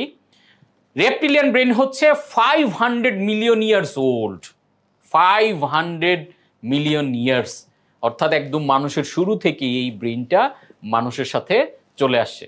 এবং এই ব্রেনটা কি, এবং নিউ ব্রেন যেটা নিউরো কর্টেক্স যেটা, এটা হচ্ছে 3 or 4 মিলিয়ন ইয়ার্স ওল্ড। তার মানে রেপটিলিয়ান ব্রেন হচ্ছে the oldest brain. Reptilian brain fast and limited, সে এত লজিক মজিক বোঝে না, সুপার ফাস্ট গতিটা আগায়। আর নিউরো কর্টেক্স নিউ ব্রেন হচ্ছে স্লো বাট স্মার্ট, সে কিন্তু অনেক স্মার্ট বাট প্রসেসটা অনেক slow. And reptilian brain always present মোমেন্টে থাকে, সে কোনো পাস্ট নাই ফিউচার নাই, তার অলওয়েজ একটাই মোমেন্ট, যেটা অনেকটা আমাদের সাবকনশিয়াস মাইন্ডের ক্লাসের ক্যাটাগরির সাথে মিলতেছে। আপনারা খেয়াল করেন, আমরা প্রথম ক্লাস কিন্তু এটা নিয়ে করেছি। কেন আমরা সাবকনশিয়াস মাইন্ড বা ওগুলো নিয়ে ক্লাস করেছি, যে আজকে বুঝবেন যে প্রথম ক্লাসটাও আমাদের এই আলোচনার জন্য বুঝতে অনেক বেশি ইম্পর্টেন্ট। তারপরে রেপটিলিয়ান ব্রেইন অলওয়েজ অন, তারা সব সময় অন থাকে, এটা সেই সাবকনশিয়াস মাইন্ডের মতো অলওয়েজ অন, যেটা আমরা প্রথম ক্লাসে কভার করেছি। আর নিউর ব্রেনটা অনও থাকে অফও থাকে, যখন আপনি অন করেন এটা অন হয় আবার অফ থাকে। And reptilian brain works effortless, auto কাজ করে, এটা আপনাকে বলতে হয় না যে কাজ করো। ধরেন আপনি একটা গ্রামের রাস্তা দিয়ে হেঁটে যাচ্ছেন সুন্দর করে, সো অনেক ঘাস লতাপাতা গাছ জড়ানো একটা রাস্তা হেঁটে যাচ্ছেন, হঠাৎ করে আপনি দেখলেন একটা বিষধর সাপ। আপনি কিন্তু লজিক্যাল ব্রেন আপনার দরকার হবে না তখন, রেপটিলিয়ান ব্রেন অটোমেটিক্যালি এফর্টলেসলি আপনি দেখবেন যে ডিসিশন নিয়ে আপনি দৌড় দিচ্ছেন। কিন্তু তখন যদি আপনার লজিক্যাল ব্রেন দিয়ে আপনি কাজ করতেন, আচ্ছা এটা কি বলতো, ও আচ্ছা আচ্ছা এটা একটা সাপ, এটার সাইজ কত, এত, এটার নাম কি, আচ্ছা এটা, এই এত কিছু রিজনিং করার সময় কিন্তু তখন নাই। রেপটিলিয়ান ব্রেন আপনাকে এফর্টলেস, দৌড় মারো সাপ, এত কিছু ভাবার কিছু নাই। অ্যান্ড এটা আনকনশাস, এটার কাজগুলো আমাদের কন্ট্রোলে নাই। এই ব্রেন আমাদের ভিতরে যত ডাইজেস্টিভ প্রসেস চলতেছে, আমাদের চুল বড় হইতেছে, নখ বড় হইতেছে, আমরা যা কিছু করতেছি এফর্টলেসলি, এগুলো কিন্তু হইতেছে আমাদের ভিতরে, যেটা আমরা প্রথম ক্লাসে সাবকনশিয়াস মাইন্ডের ক্ষেত্রে বলেছিলাম যে আমাদের ভিতরে প্রতিদিন 60 ট্রিলিয়ন কোষ 60 ট্রিলিয়ন ওয়ার্ক করতেছে। অ্যান্ড এই ব্রেনটা মোস্টলি আনকন্ট্রোলেবল, এই ব্রেনকে কোনো কিছু দিয়ে কন্ট্রোল করা যায় না, যে আমি চাইলাম এটাকে কন্ট্রোল করবো না, এটা অটো চলে, যেহেতু এটা একটা রোবোটিক ব্রেন, অটোমেটিক্যালি কাজ করতে থাকে। আর অপোজিটে আমরা নিউ কর্টেক্স বা নিউ ব্রেন যদি দেখি, এটা এফর্টফুল, এটা করার জন্য, যেমন ধরেন আমরা যখন গুণের ওই সংখ্যাটা দিলাম 63 মাল্টিপ্লাই বাই 19, এটা এফর্ট দিতে হচ্ছে, আপনাকে ভাবতে হচ্ছে। আমি যখন ওই যে কালারগুলা পরের স্লাইডে দেখালাম, এবার কালারগুলা কিন্তু আপনার ভাবতে হচ্ছে, এফর্ট দিতে হচ্ছে যে কোনটা, এবং এটা কনশাসলি কাজ করে। এই যে আপনারা এখন যে আমার কথা শুনছেন, this is conscious neuro brain, এই নিউরো কর্টেক্স দিয়ে আপনারা আমার কথাগুলো শুনছেন, কনশাসলি কথা বোঝার চেষ্টা করছেন, ডেপথে দেওয়ার চেষ্টা করছেন, আমার ইনফরমেশনগুলো ক্যাচ করার ধরার চেষ্টা করছেন। And it's controllable. আপনি চাইলে আপনার এই মনোযোগটা এখন আমার থেকে সরিয়ে আপনি চাইলেও একটা মিউজিক ভিডিওতে দিতে পারেন, আপনি আপনার ফ্যামিলিকে সময় দিতে পারেন, আপনি অন্য কোনো ইমার্জেন্সি কাজ থাকলে ট্রেনিংটাকে রেখে চাইলে ওইটা করতে পারেন। This is controllable brain, this is neuro cortex new brain. I hope মোটামুটি মোটা দাগে আমরা ব্যাপারটা ক্লিয়ার। এখন আমাদের এই ব্রেনের মধ্যে 6 স্টিমুলি, মানে 6টা স্টিমুলাস আছে, যেগুলো আসলে আমাদের ডিসিশন মেকিংয়ে একটা সুপার কন্ট্রোল তৈরি করে। এবং বিজ্ঞাপন প্রতিষ্ঠানগুলো, অ্যাডভার্টাইজিং ফার্মগুলো, বিশ্বের বিগ বিগ ব্র্যান্ডগুলো এই স্টিমুলি ধরে ধরে কিন্তু বিজ্ঞাপন বানায়। নাম্বার ওয়ান কি, আমাদের ব্রেইন সবসময় সেলফ সেন্টার্ড, আত্মকেন্দ্রিক। আমাদের ব্রেইন নিজেদেরকে নিয়ে ভাবতে চায়, এর বাইরে অন্য কিছু আসলে আমার লাইফে এত ইম্পর্টেন্ট না। যদিও আমরা বলি ইম্পর্টেন্ট, এই ইম্পর্টেন্টও আমার জন্যই। যেমন ধরেন আপনি একজনকে অনেক ভালোবাসেন, এই ভালোবাসেন, তাকে বলেন যে আমি তোমার জন্য জীবন দিতে পারি, সব দিতে পারি। এই তাকে যে আপনি ভালোবাসেন, এই ভালোবাসাটাও সেলফ সেন্টার। কেন? কারণ তাকে আপনার ভালোবাসতে ভালো লাগে। সো আপনি তো এরকম ভাবে অন্য সবাইকে ভালোবাসেন না। সো ওই যে তাকে ভালোবাসতে ভালো লাগে, বিকজ সেলফ সেন্টার, আপনার এখানে একটা বেনিফিট আছে। সো আমাদের লাইফ, আমাদের চিন্তাধারা সবসময় সেলফ কেন্দ্রিক। কেন এই স্টিমুলগুলো বোঝা দরকার? আপনি যখন কমিউনিকেশন প্ল্যান করবেন, মার্কেটিং প্ল্যান করবেন, অ্যাড বানাবেন, বিজ্ঞাপন বানাবেন, এই 6টা স্টিমুলিকে ফোকাস রাখবেন, যাতে এইগুলো ধরে আপনি কানেক্ট করতে পারেন। তাহলে দ্রুত আপনার অডিয়েন্স ওই যে গ্র্যাব, এঙ্গেজ, সেই ব্যাপারটা এখানে ঘটবে। নাম্বার 2 যেটা, সেটা হচ্ছে ইমোশনাল। আমরা যেটাকে দেখেছি যে সাবকনশাসলি আমাদের ব্রেইন আসলে ডিসিশন নেয়, আমরা অনেক বেশি ইমোশনাল। সো ইমোশনাল কোনো কিছু শুনলে, ইমোশনাল কোনো ঘটনা ঘটলে আমাদের মনোযোগ ওই দিকে চলে যায়। সো আমাদের প্রত্যেকটা মানুষের মধ্যে একটা ইমোশন আছে। সো ইমোশনের সাথে যখন কোনো কমিউনিকেশন কানেক্ট হয়, আমরা দ্রুত সেইখানে রেসপন্স করি। নাম্বার 3 কোনটা? কন্ট্রাস্ট। আমরা যে কোনো কিছুর কন্ট্রাস্টটা দেখতে চাই। যেমন বিজ্ঞাপনে দেখবেন যে প্রায় দেখায় বিফোর অ্যান্ড আফটার। আগে আপনার এটা, যেমন এই টাক মাথার চুলের বিজ্ঞাপন নিশ্চয়ই আপনারা সবাই দেখেছেন। সেটা কি দেখায়? আগে এই পাশে দেখায় যে বিফোর, মাথায় এক ফোঁটাও চুল নাই। তারপর আফটার, যে চুলে ভরপুর। This is contrast. অর্থাৎ মানুষ প্র্যাকটিক্যাল জিনিসটা চোখে দেখতে চায়, বোঝার জন্য যে হ্যাঁ আমার এই প্রোডাক্টটা ইউজ করে কি হবে। এবং বিগ ব্র্যান্ডগুলো কিন্তু আমাদের সেটা ধরে কাজ করে, এই কন্ট্রাস্টটা আমাদেরকে দেখায়। Number 4 visual. আমাদের অ্যাচিভমেন্টগুলো আমরা ভিজুয়ালি দেখতে চাই যে হ্যাঁ আমি এই জিনিসটা থেকে এটা কি হবে। এজন্য বড় ব্র্যান্ডগুলো ভিজুয়ালি আমাদেরকে দেখায় যে দেখো তুমি এটা ইউজ করে ওইটা হয়ে যেতেছো, আসমানে পাখা মেলো, এই যে উড়ে ফেলো, এটা মানে এই যে জিনিসগুলো বিজ্ঞাপনের মাধ্যমে আমাদেরকে ভিজুয়াল দেখায়। অ্যান্ড দেন টেনজিবল, মানে আমরা ইনটেনজিবল জিনিসের চেয়ে টেনজিবল জিনিসে বিলিভ করি বেশি। Number 6 beginning and ending. Beginning and ending মানে হচ্ছে আপনি যখন কোনো একটা ফর একটা ব্লগ লিখবেন, তাহলে এটার প্রথম প্যারাটা খুব ইম্পর্টেন্ট অ্যান্ড লাস্টটা খুব ইম্পর্টেন্ট, অর্থাৎ স্টার্টিং অ্যান্ড এন্ডিং। পৃথিবীতে আজকে পর্যন্ত যত পপুলার মুভি তৈরি হয়েছে এই স্ট্রাকচারে। কেন? কারণ মানুষের মুভির স্টার্টিংটা যদি ভালো হয় মানুষ এঙ্গেজ, এবং মুভির ফিনিশিং যদি ভালো হয়। দেখেন আমাদের ছোটবেলায় একটা মুভি খুব হিট করলো, তেরে নাম। কেন? বিকজ অফ স্টার্টিং অ্যান্ড এন্ডিংয়ে যখন ওই যে সালমান খান মারা গেল বা এই যে ট্র্যাজেডি ঘটলো, তারপর ওই যে দেখেন ওই সময় ব্লাস্টিং, বাংলাদেশের মুভি ইন্ডাস্ট্রিতে একটা ব্লাস্টিং সিনেমা ছিল কেয়ামত থেকে কেয়ামত। আজকে সালমান শাহ যখন ওইটা থেকে উঠলো, এটার মেইন রিজনটা কি ছিল? কারণ ট্র্যাজেডি ছিল, শেষের যে ট্র্যাজেডিটা, ওই যে দুঃখটা, এবং এটা কিসের সাথে কানেক্ট করছে? মানুষের ইমোশনের সাথে কানেক্ট করছে। যে এন্ডিংয়ে এই দুঃখটা নিয়ে হল থেকে বের হইছে। আপনারা দেখেন এই যে বাংলাদেশে খুব একটা বিখ্যাত নাটক ছিল বাকের ভাইয়ের। সো এই নাটকটাতে কি হয়েছে দেখেন, বাকের ভাই যে মারা যাবে, তার যে ফাঁসি হবে, এটা দেখেন কতটুকু এন্ডিংয়ে জিনিসটাকে এমন একটা জায়গায় নিয়ে আসছে যে মানুষ বাকের ভাইয়ের জন্য আন্দোলন করছে রাস্তায় নেমে, যে তার ফাঁসি। এটা কিন্তু নাটক, সম্পূর্ণ একটা নাটক ছিল, কিন্তু এই নাটকের জন্য মানুষ রাস্তায় এসে ফাইট করছে যে বাকের ভাই ফাঁসি দেওয়া যাবে না। এবং এটা যখন ফাঁসি দেওয়া হয়েছে, আপনি শুনলে অবাক হবেন, বাংলাদেশে অনেক জায়গাতে ওই সময় মানুষ এত ডিজিটালি তখন অ্যাডভান্স ছিল না, মানুষ ওইখানে তখন গায়েবানা নামাজ পর্যন্ত পড়ছে। কারণ মানুষের এটা এতটা বাস্তবসম্মত, তাদের ইমোশনের সাথে এতটা কানেক্ট হয়ে গেছিল। তো বিগিনিং অ্যান্ড এন্ডিং খুব important.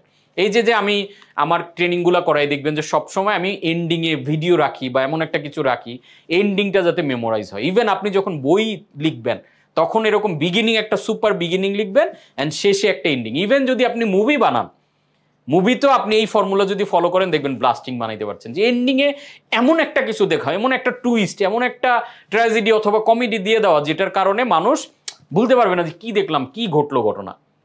So this is the 6 stimuli. যেই স্টিমুলিগুলোকে ধরে ধরে আমরা যখন কাজ করব, তখন দেখবেন মানুষের মাইন্ড পুরো গ্র্যাপ, ফুললি আপনার কন্ট্রোল, আপনি যেভাবে মার্কেটিং করতে চান আপনি নিজে বুঝে থাকবেন যে এটা মার্কেটিং গুগলি দিছি মানে কাস্টমার কন্ট্রোলে চলে আসবে। আমরা কিছু কমিউনিকেশন এরকম দেখি, তাহলে জিনিসগুলো আমাদের ভিজুয়ালাইজ করতে বা বুঝতে সুবিধা হবে। এই যে দেখেন, খুবই পাওয়ারফুল একটা কমিউনিকেশন, আপনি খেয়াল করে দেখেন এইখানে কি, এটা হচ্ছে জেবিএল। আপনারা জানেন যে ওয়ার্ল্ডের one of the biggest brand, তারা হচ্ছে স্পিকার বা এই জাতীয় জিনিসপত্র নিয়ে কাজ করে, হেডফোন এগুলো নিয়ে।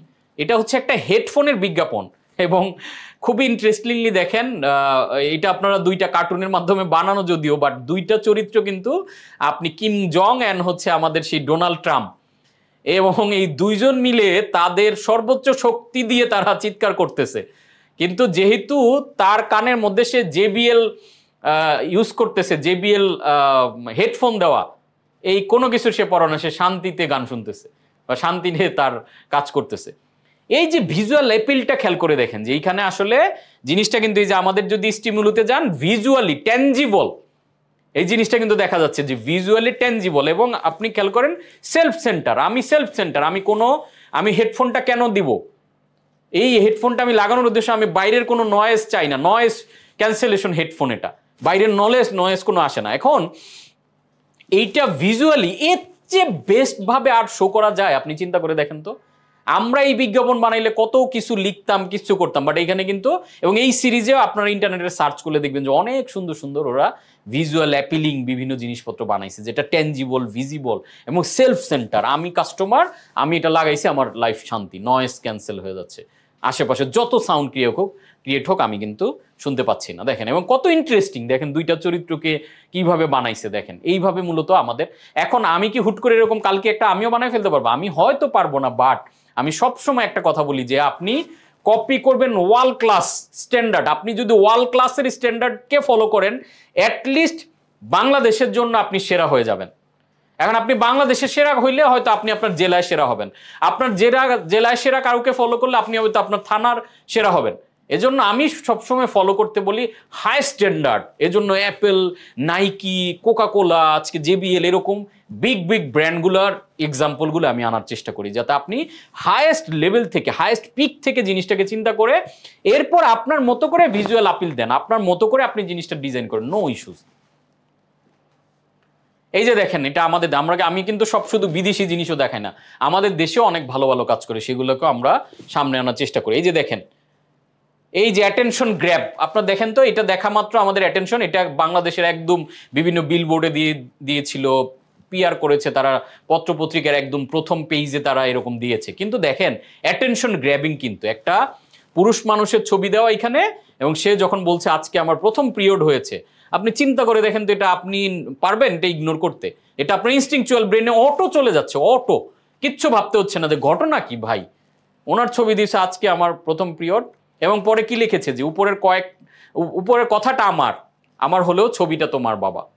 দেখেন এই যে ইমোশন কি করলো, অ্যাটেনশন গ্র্যাব করে আপনাকে কিন্তু ইমোশনাল বানায় ফেলতেছে। তো প্রথম দিন পিরিয়ড হয়েছে বলতেই তোমার চেহারা ঠিক এমনই হয়েছিল, কেন বাবা? এটি কি লুকিয়ে রাখার মতো কোনো নিষিদ্ধ বিষয়? দেখেন আপনি কিন্তু পুরো গ্র্যাব, আপনি মনোযোগ দিয়ে এবার ঢুকে গেছেন এটার ভিতরে। সো এই যে সেনোরা, এই যে অ্যাপিলটা তুললো, এটা দেখেন একটা ইমোশনালি, একটা মেয়ে যখন এটা দেখতেছে, পড়তেছে, তার সাথে সেনোরার কিন্তু একটা ইমোশনাল কানেকশন তৈরি হচ্ছে, এবং এটা নিউরো মার্কেটিং এর প্রসেসে খেয়াল করে দেখেন অ্যাটেনশন গ্র্যাব করতেছে, তারা গ্র্যাবটা করে ফেলছে, দেন হচ্ছে ও বিভিন্ন ইনফরমেশন আপনাকে দিচ্ছে। এ দেখেন পাশের সুপারস্টার একটা বিজ্ঞাপন, শিক্ষক দিবসের ওরা বিজ্ঞাপনটা প্রচার করেছিল, জানি জ্বালিয়েছি বেশ, তবু জেলেছেন অশেষ। আমরা টিচারদেরকে অনেক জ্বালাইছি, তাদের কথা শুনি নাই, পড়া ঠিকমতো পড়ে যায় নাই, অনেক জ্বালানো যন্ত্রণা যাওয়ার পরেও তারা আমাদের লাইফকে কি করেছেন, জ্বালিয়ে দিয়েছেন, আমাদের সফলতার আলো আমাদের জ্বালাতে হেল্প করেছেন। এর আগে আমি দেখেছিলাম একটা গুড লাক বলপেনের একটা বিজ্ঞাপন, আই হোপ আপনারা দেখেছেন। ওইখানে সুন্দর করে লেখা ছিল যে জিপিএস 6 পেয়ে উত্তীর্ণ হলেন যারা, এখন নর্মালি কি জিপিএ 5 পায়, আপনি যখনই দেখতেছেন জিপিও 6 পেয়ে উত্তীর্ণ হলেন, এটা আবার কারাই যে অ্যাটেনশন গ্র্যাব করে ফেলতেছে।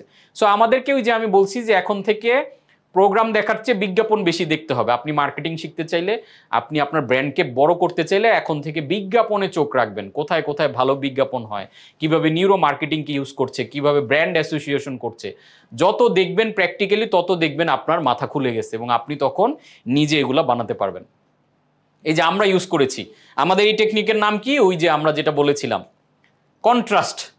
কন্ট্রাস্টটা আমরা দেখাই দিচ্ছি, দেখেন নবশক্তি। তার মানে নবশক্তি যদি আপনি না খান তাহলে বিফোর নবশক্তি আপনি একটা বিড়াল, আর নবশক্তিটা খেলে আপনি একটা বাঘের মতো মানে শক্তিশালী হয়ে উঠতেছেন। ভিজুয়ালি জিনিসটা দেখেন কত ক্লিন, কিচ্ছু লেখা নাই। দেখেন তো আমরা কিন্তু বানাচ্ছি, দেখেন আমরা বাংলাদেশ থেকেও যে ভালো কন্টেন্ট, এটা কিন্তু আপনি অবশ্যই একটা ভালো কন্টেন্টের মান আপনাকে দিতে হবে। বিফোর অ্যান্ড আফটার আমরা কিচ্ছু লিখি নাই, কিন্তু দেখেন তো মেসেজ, আমি কোনো বাজে কথা লিখতে হয় না। আমার যেহেতু এটা একটা অ্যাডাল্ট প্রোডাক্ট, সো আমাকে কিন্তু ক্রিটিক্যালি ওইটাকে চিন্তা করে করে মার্কেটিং করা লাগে। This is contrast.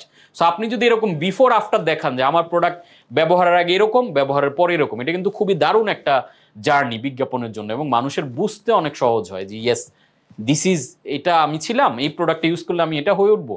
So message clear, কোনো কথাবার্তা নেই, একদম সুপার ক্লিন। বাট আমরা বলে দিচ্ছি যে বিড়াল থেকে বাঘ হয়ে উঠুন কিসের মাধ্যমে? নবশক্তি খাওয়ার মাধ্যমে। এটা লিখতে হবে না। আমরা কি মনে করি, আমরা নর্মাল যদি এটা অন্য মানে রেগুলার ব্র্যান্ড বোঝে না এরকম মানুষ বানাইলে এটা অনেক কথা লিখতো। এই যে অনেকে দেখি যে বউ মাপ চাবে, এইসব হাবি যাবি যা মন চায় লেখে, এইসব কথাগুলো শুনলেও অডিয়েন্সের যে পশ ভাবটা, প্রিমিয়াম ভাবটা, এটা কিন্তু একটা প্রিমিয়াম কন্টেন্ট। দেখেন এই ভাবটা নষ্ট করা যাবে না। আপনার ব্র্যান্ডের একটা স্ট্যান্ডার্ড ধরে আপনাকে কমিউনিকেট করতে হবে। এই যে দেখেন ইয়োগার একটা বিজ্ঞাপন কি সুন্দরভাবে ভিজুয়ালি আপনার তুলে ধরছে যে ইয়োগা আমরা কেন করি, আমরা স্মার্ট থাকতে চাই, স্লিম থাকতে চাই। আপনি দেখেন যে একটা স্টোর মধ্যে ইয়োগা কি আমরা এরকম করি, বাঁকাইতে পারবেন। তার মানে এই যে এরকম আমাদের সেন্টারে, আপনি ইয়োগা সেন্টারে যদি আপনি আসেন ইয়োগা স্টুডিওতে, তাহলে আপনি এরকম হয়ে উঠবেন, এত এত কাঠির মতো স্লিম হয়ে উঠবেন। আবার দেখেন তারা ওইখানে একটা বোর্ড লাগাই দিছে তাদের সেন্টারে ঢোকার, এটাও কিন্তু ইয়োগার ফরম্যাট। মানে আপনি উপর হয়ে এই যে বোর্ডটা যে তৈরি করছে, দেখেন ভিজুয়ালি আপনি অ্যাপিলিং, এত লেখামেখার দরকার নেই, ভিজুয়ালটা দেখে বোঝা যাচ্ছে যে ইয়েস এরকম। This is neuro marketing format.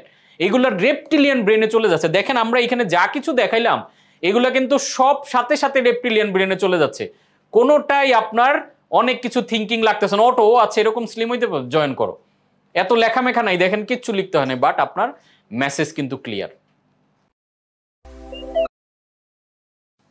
তাহলে এই কাজগুলো আমরা কখন করতে পারবো, কি করা লাগবে? সিম্পল, সেটা হচ্ছে map your ideal client profile. আপনার আইডিয়াল ক্লায়েন্ট প্রোফাইলটা, যেটা আমরা খুব স্ট্রংলি বারবার বারবার আলোচনা করেছি যে আমাদেরকে কি করা লাগবে, আমাদের কাস্টমারকে বোঝা লাগবে, কাস্টমারের জুতায় পা রাখা লাগবে, তাদের চিন্তার মধ্যে গভীরে প্রকাশ করা লাগবে। So map your ideal client profile or Avatar. আমরা একটা ফরম্যাট দিয়েছিলাম ওই ক্লাসে, ক্লায়েন্টের ওই ফরম্যাটটা আপনি প্রিন্ট আউট করবেন, করে একদম পিন পয়েন্ট করবেন যে দিস ইজ মাই কাস্টমার। কেন এটা ইম্পর্টেন্ট? যখন আপনি ওকে চিনবেন, আপনি ওকে জানবেন, তখন আপনি ওর মতো কাস্টমার। কেন এটা ইম্পর্টেন্ট? যখন আপনি ওকে চিনবেন, আপনি ওকে জানবেন, তখন আপনি ওর মতো করে কমিউনিকেশন করতে পারবেন, যে কোন কমিউনিকেশন করলে ও মূলত কানেক্ট হবে। Number 2, identify there biggest fear, biggest pain point, biggest frustration, wants, needs and aspiration. তার মানে আজকের পর থেকে আপনার মেইন কাজ হবে কাস্টমারের মধ্যে ঢুকে বসে থাকা। তার পেইন পয়েন্ট কোনটা, সেই পেইন পয়েন্টে আমি কিভাবে হিট করব, তার ফিয়ার কোনটা, কোন জিনিসটা ভয় পাওয়ার কারণে সে আমার এই পণ্যটা কিনতে চায় না, তার ফ্রাস্ট্রেশন কোথায়, কি বললে তার আমার প্রোডাক্ট দিয়ে তার যে ফ্রাস্ট্রেশন দূর করা সম্ভব এটা সে বুঝতে পারবে, তার চাওয়াটা কি, তার প্রয়োজনটা কি, তার অ্যাসপিরেশন, তার গোলটা কি। এই জিনিসগুলো আপনি ডিপ ডাউন করে বের করতে হবে। বারবার এটা নিয়ে বসতে হবে, খাতা কলম নিয়ে বারবার ঘষা মাজা করে করে ডিপ ডাউন করে যখন আপনি বের করে ফেলতে পারবেন যে এই জায়গাটা। দেখেন আমি যে কপিগুলো লিখি, আমার যে কন্টেন্টগুলো যায়, ইভেন আমাদের ব্লগগুলো যদি আপনি পড়েন, আপনি মনে হবে যে কিরে আমার কথা কেমনে বলতেছে সে। কারণ আমি আমার অডিয়েন্সের মধ্যে ঢুকে বসে থাকি, আমি আমার মধ্যে থাকি না। দেখেন একটা মানুষ যখন প্রেমে পড়লে তার সেই ওই প্রেয়সীর বা প্রিয়তমার ভিতরে চিন্তা করে ঢুকে যায় যে ওর কি কি পছন্দ, ওর কি ভালো লাগে, ওর মতো ড্রেস আপ, ওর মতো করে হওয়া। ঠিক একইভাবে কাস্টমারের সাথে আপনার এরকম প্রেমে পড়ে যেতে হবে। যখন তার ভিতরের জিনিসগুলো আপনি ক্রিস্টাল ক্লিয়ারলি বুঝবেন, বিলিভ মি অর নট, আপনার কমিউনিকেশন, আপনার প্ল্যানিং, আপনার সব কিছু অনেক স্মার্ট হয়ে যাবে, আনবিলিভেবল চেঞ্জ আপনার মধ্যে চলে আসবে। হ্যাঁ, এটার জন্য 4টা স্টেপে আমরা এই কাজটা করি। প্রথমত ডায়াগনোজ দ্য পেইন, তার পেইনটাকে ডায়াগনোজ করেন, আমার প্রোডাক্ট দিয়ে তার ঠিক কোন পেইনটা আমি দূর করতে যাচ্ছি ওই পেইনটাকে বের করে নিয়ে আসেন, যে এক্স্যাক্ট এই পেইনটা আমি সলভ করতে চাচ্ছি। তারপর ডিফারেন্সিয়েট ইউর ক্লেমস, আমরা গত 2টা ক্লাসে এটা কভার করেছি, মার্কেটিং অ্যান্ড ব্র্যান্ডিং এর ক্লাসে। পজিশনিং করবেন, সেগমেন্টেশন করবেন, টার্গেটিং করবেন অ্যান্ড ডিফারেন্স ক্রিয়েট করবেন, যে আমি আলাদা, আমি এটা না। এই ডিফারেন্স করার জন্য আপনার ক্লেমটা কেন ডিফারেন্ট, বাকিদের থেকে কেন আলাদা, কেন অন্য সবাইকে বাদ দিয়ে আপনার প্রোডাক্টটা কিনবে। সবগুলো আপেল লাল, আপনার আপেলটা যখন কমলা তখন কালার, তখন ওইটা আলাদা আপেল তৈরি করবে, ওইটা তখন ডিফারেন্স ক্রিয়েট করবে। তারপরে ডেমনস্ট্রেট দ্য গেইন, সে কি গেইনটা পাচ্ছে এটা বিভিন্নভাবে ডেমনস্ট্রেট করে, বিভিন্ন কমিউনিকেশনের মাধ্যমে, ভিজুয়ালি, ইমেজের মাধ্যমে তাকে ক্লিয়ার করা। Then number 4, deliver the reptilian brain. এই যে যা কিছু রেডি করবেন এটা রেপটিলিয়ান ব্রেইনে ইন করাই দিতে হবে, তাহলে প্রসেস শুরু হয়ে গেল। একটা ব্রেন দিয়ে ঢোকা সহজ, এটা হলো রেপটিলিয়ান ব্রেইন। এই ব্রেন দিয়ে মানুষের মাথায় যদি আপনি ঢুকে যান, তার মাথার কন্ট্রোল আপনি আস্তে আস্তে তখন নিয়ে নিতে পারবেন। So neuro marketing and sales message মানে কি? Your marketing and sale messaging and process must match the psychology and emotion of your avatar. এই যে আবার সেখানে যাচ্ছি, আপনি যে নিউরো মার্কেটিং মেসেজ লিখবেন, কমিউনিকেশন করবেন, এটা মাস্ট বি কাস্টমারের সাইকোলজি অ্যান্ড ইমোশনের সাথে ম্যাচ করতে হবে। ওই যে আমরা গত ক্লাসে বলছিলাম যে হিরো আলমের যে কাস্টমার গ্রুপ বা অডিয়েন্স, তাহসানের অডিয়েন্স এক না, তাহলে আপনার কোন অডিয়েন্সের জন্য আপনি কাজ করছেন তার ইমোশনের সাথে জিনিসটা ম্যাচ করা। And what is going on right now in their lifes and in the market, তাদের জীবনে এখন কি ঘটে চলতেছে এটা আপনার কাছে ক্লিয়ার থাকতে হবে ইন টার্মস অফ আপনার product. Your job is to get into the mind of কনজিউমারের মাথায় ঢোকাটাই হচ্ছে আপনার মেইন জব মার্কেটিং এর।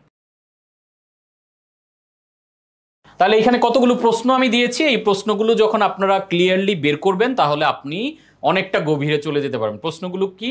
What emotions and feeling are they experiencing, তাদের লাইফে এখন যেই experience in terms of your product, তার ব্যক্তিগত অন্যান্য অনেক ফিলিং থাকতে পারে, আপনার প্রোডাক্টের ক্ষেত্রে সে এখন কোন ধরনের ফিলিংয়ের মধ্যে, কোন ধরনের এক্সপিরিয়েন্সের মধ্যে দিয়ে যাচ্ছে।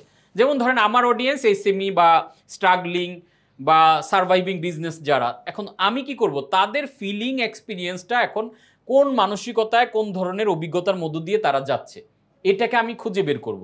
যে তারা হয়তো বিজনেস স্কেল আপ করতে যাচ্ছে, পারছে না, তাদের হয়তো পুঁজির অভাব, তারা হয়তো প্রপার সেলস করতে পারছে না, তারা মার্কেটিংটা বুঝতেছে না, এই যে তার ভিতরের এক্সপিরিয়েন্সগুলো আমি বের করে আনলাম। তারপরে প্রশ্ন কি?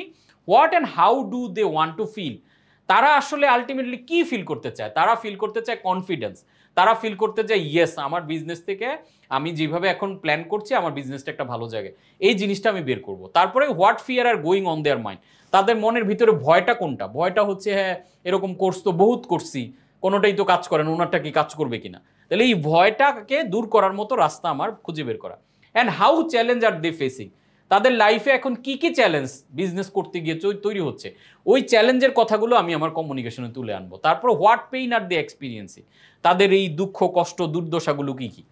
And how can you and your product service help support them in this area right now, কীভাবে আপনার প্রোডাক্ট কানেক্ট করে এই এরিয়াগুলোকে সলভ করছেন সেটা আপনি কমিউনিকেট করবেন। যখন আপনি নিউরো মার্কেটিং ক্যাম্পেইন করবেন তখন দেখেন ক্যাম্পেইন ইফেক্টিভনেসটাকে যদি আমরা দেখি একটা গ্রাফ আকারে, যখন আপনি ইমোশনকে কানেক্ট করতে পারছেন তখন দেখেন ফুললি ইমোশনাল ক্যাম্পেইন 33% কাভার করে, কম্বাইন হলে 26, আর রেশনাল ব্রেইনকে ধরে করলে এটা 16% কাজ করে। তার মানে দেখেন আমরা রেপটিলিয়ান ব্রেইন দিয়ে ঢুকে তার ইমোশনে হিট করায় ফেলবো, ঢুকলাম রেপটিলিয়ান দিয়ে, দেন তার লিম্বিক সিস্টেমে ঢুকে গেলে আমার কাজ সলভ। বাকিটা কেনার পরে সে এবার রেশনাল চিন্তা করবে। ওই আইফোন কেন কিনছেন, মানুষ কিনে ইমোশনালি ব্যাখ্যা করে আর এটা সিকিউর, এটা হ্যান ত্যান অমুক, তখন কিছু জিনিস সে রেশনাল থিঙ্কিং সে নিজে করে এটার কারণ দাঁড় করায় যে আমি এই কারণে কিনছি। সো আমরা এবার যদি দেখি মানুষ আসলে কি কিনে, what do people really buy, মানুষ আসলে কি কিনে? মানুষ কিনে feature, the physical component of the product or service, feature. তারপরে কি কিনে মানুষ? অ্যাডভান্টেজ কিনে, the result produce by the feature. তারপরে কি কিনে মানুষ? বেনিফিট কিনে, the emotional component produce by feature and advantage. জিনিসগুলো সহজ করি। ধরেন আপনি গ্রামীণ ফোন থেকে একটা সিম কিনলেন, এই সিমটা আসলে কেন কিনলেন? Because of the feature. Physical component কি? আমি এই সিমটা যদি কিনি তাহলে আমি সবার সাথে কথা বলতে পারবো, আমার এই ফোন নাম্বারটা দিয়ে অনেক মানুষের সাথে আমি কানেক্ট হতে পারবো। This is physical component. এখন এই সিমের অ্যাডভান্টেজ কি? এই সিমের অ্যাডভান্টেজ হচ্ছে গ্রামীণ ফোনের সিম শক্তিশালী নেটওয়ার্কের কথা বলে, দিস ইজ অ্যাডভান্টেজ। এই প্রোডাক্ট বা এই সিমের অ্যাডভান্টেজ হচ্ছে এটা শক্তিশালী নেটওয়ার্ক।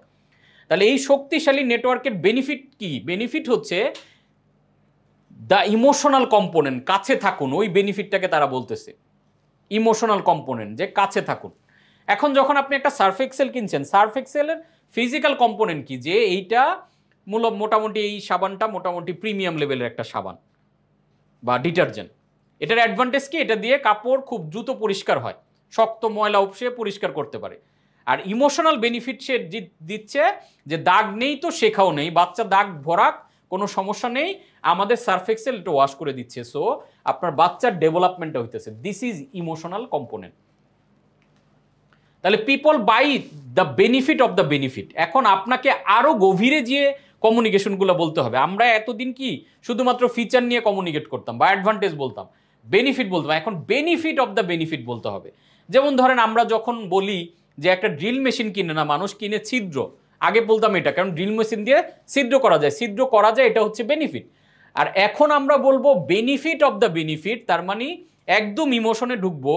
আমরা বলবো যে আমাদের থেকে ড্রিল মেশিন কিনে আপনি আপনার ফ্যামিলির ফটো বা হ্যাপিনেসটাকে ধরে রাখুন। এই যে কোক কি বলতেছে? বেনিফিট অফ দ্য বেনিফিট, যে কোকের এই মূর্ছনায় আপনি আবিষ্ট থেকে আপনি একটা হ্যাপিয়ার লাইফ লিড করেন, ওপেন হ্যাপিনেস, রিয়েল ম্যাজিক, এগুলো সবই কিন্তু বেনিফিট অফ দ্য বেনিফিট।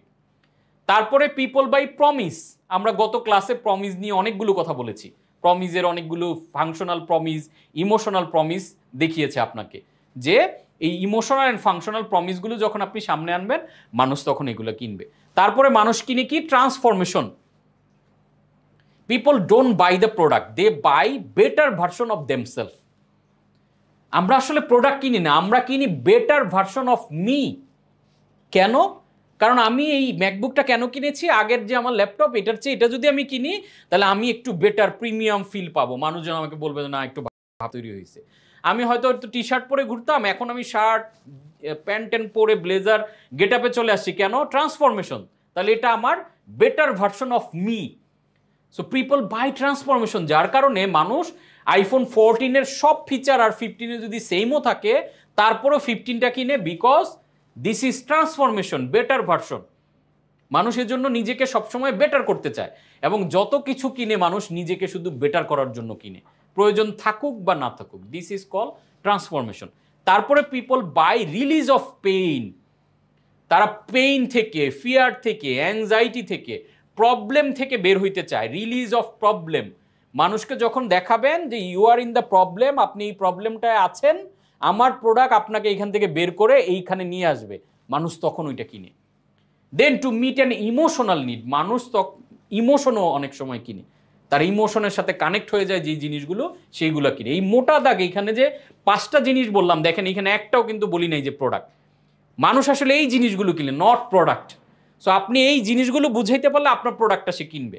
আর আপনি যদি আপনার প্রোডাক্টটা কিনতে বলেন যে হ্যাঁ আমার এই ব্লেজারটা কিনবে না, এটার বেনিফিটটা বুঝাইতে হবে, ভেতরের পার্টটা, এটার প্রমিসটা কি, এটা দিয়ে ট্রান্সফরমেশন হবে কিনা, এটা আমার কোনো পেইন, ফিয়ার, অ্যাংজাইটি আর প্রবলেম রিলিজ করবে কিনা, অথবা এটা আমার কোনো ইমোশনাল নিডকে ফুলফিল করবে কিনা। আপনি একটা টং দোকান রেখে একটা 5 স্টার হোটেলে চা কেন খেতে যান? Because of emotional need. আপনার বাসায় পোলাও মাংস রান্না করে খেতে পারেন, ওইটা বাদ দিয়ে আপনি রেস্টুরেন্টে কেন খেতে যান? Because of emotional need. একসাথে ফ্যামিলি নিয়ে বের হলে একটা গুড ফিল হয়। আপনার হয়তো গ্রামেই বাসা, আপনি আবার ওই বাসা রেখে আপনি হয়তো একটা জঙ্গলের মধ্যে, একটা রিসোর্টের মধ্যে ঘুরতে যান। This is for emotional need, যে ওই রকম একটা পরিবেশে আপনার একটা গুড ইমোশনাল ফিলিং। এই যে আমরা এত ঘোরাঘুরি করি, এটা কিন্তু আসলে এই মজাটা কোথায়? ঘোরার মজাটা হলো ইমোশনাল নিড ফুলফিল হইতেছে, আমার গুড ফিল তৈরি হইতেছে, আমার মধ্যে হ্যাপিনেস আসতেছে, এজন্য আমরা ঘুরতে পছন্দ করি। আপনি মোটা দাগে চিন্তা করে দেখেন যে পৃথিবীর যা কিছু বেচা কিনা হয়, এই ফ্রেমের মধ্যে আমি নিয়ে আসি, এই 5টা জিনিসের ভিতরেই আসলে মানুষ কিনতেছে। সো ভিতরের যে এই যে কথাগুলো বললাম এগুলো হলো মানুষের ব্রেইনের ভিতরের নিড। ওপেন হয়তো মনে করে যে হ্যাঁ আমি ভাই 10টা দেশ ঘুরতে চাই, আমি পৃথিবী ঘুরতে চাই, এই জন্য ঘুরতে বের হইছি। মানুষ হয়তো বলে এটা আমার দরকার বিধায় কিনছি, আসলে দেখা গেল হিডেন নিডটা হচ্ছে এটা। এখন আপনার কাজ হচ্ছে আপনার প্রোডাক্ট কেন কিনবে, এইটার কোন নিডটা, এই 5টা ক্যাটাগরির কোনটাকে আপনি কমিউনিকেট করেন। আপনি কি একটা প্রমিসকে কমিউনিকেট করছেন, নাকি ট্রান্সফরমেশনকে, নাকি বেনিফিট অফ দ্য বেনিফিটকে, নাকি আপনি কোনো একটা ইমোশনাল কজ, ইমোশনাল একটা রিজনকে কানেক্ট করবেন? তাহলে দেখবেন যে আপনার প্রোডাক্ট বেশি পরিমাণে সেল হওয়া শুরু হয়েছে।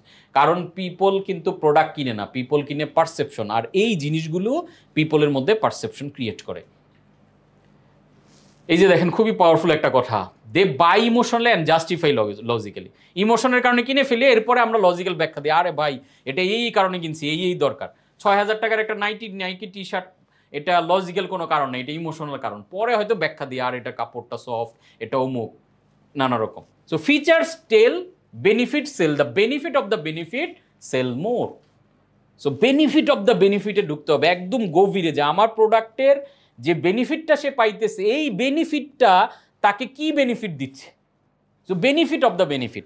আপনি দেখেন এই যে কোচ কাঞ্চনের আমরা প্ল্যানের সাথে আমরা অনটা রেখেছি, হ্যাপিনেস অন মানে কি? হ্যাপিনেস অন হচ্ছে one kind of benefit of the benefit. আপনি যখন আমার কাছে ট্রেনিং করছেন, আমাদের কারিকুলাম নিচ্ছেন, আমাদের সাপোর্ট নিয়ে আপনি যখন বিজনেস গ্রো করছেন, তাহলে আপনি বেনিফিট কি পাচ্ছেন? আপনি ফিনান্সিয়ালি আপনি একটা ভালো জায়গায় যাচ্ছেন। এই যে ভালো জায়গায় যাওয়া আপনাকে আসলে কি দিচ্ছে? আলটিমেটলি হ্যাপিনেস দিচ্ছে, হ্যাপিনেসের বাটনটা অন করে দিচ্ছে। This is benefit of the benefit. আর নাইলে বলতাম যে আমার এখানে ট্রেনিং করেন, ধনী হন, এই হন। সো ধনী হয়ে আপনি আসলে আলটিমেট কোথায় যেতে চান? আলটিমেটলি তো আপনি হ্যাপি হইতে চান, একটা হ্যাপিয়ার লাইফ আপনি আসলে চান।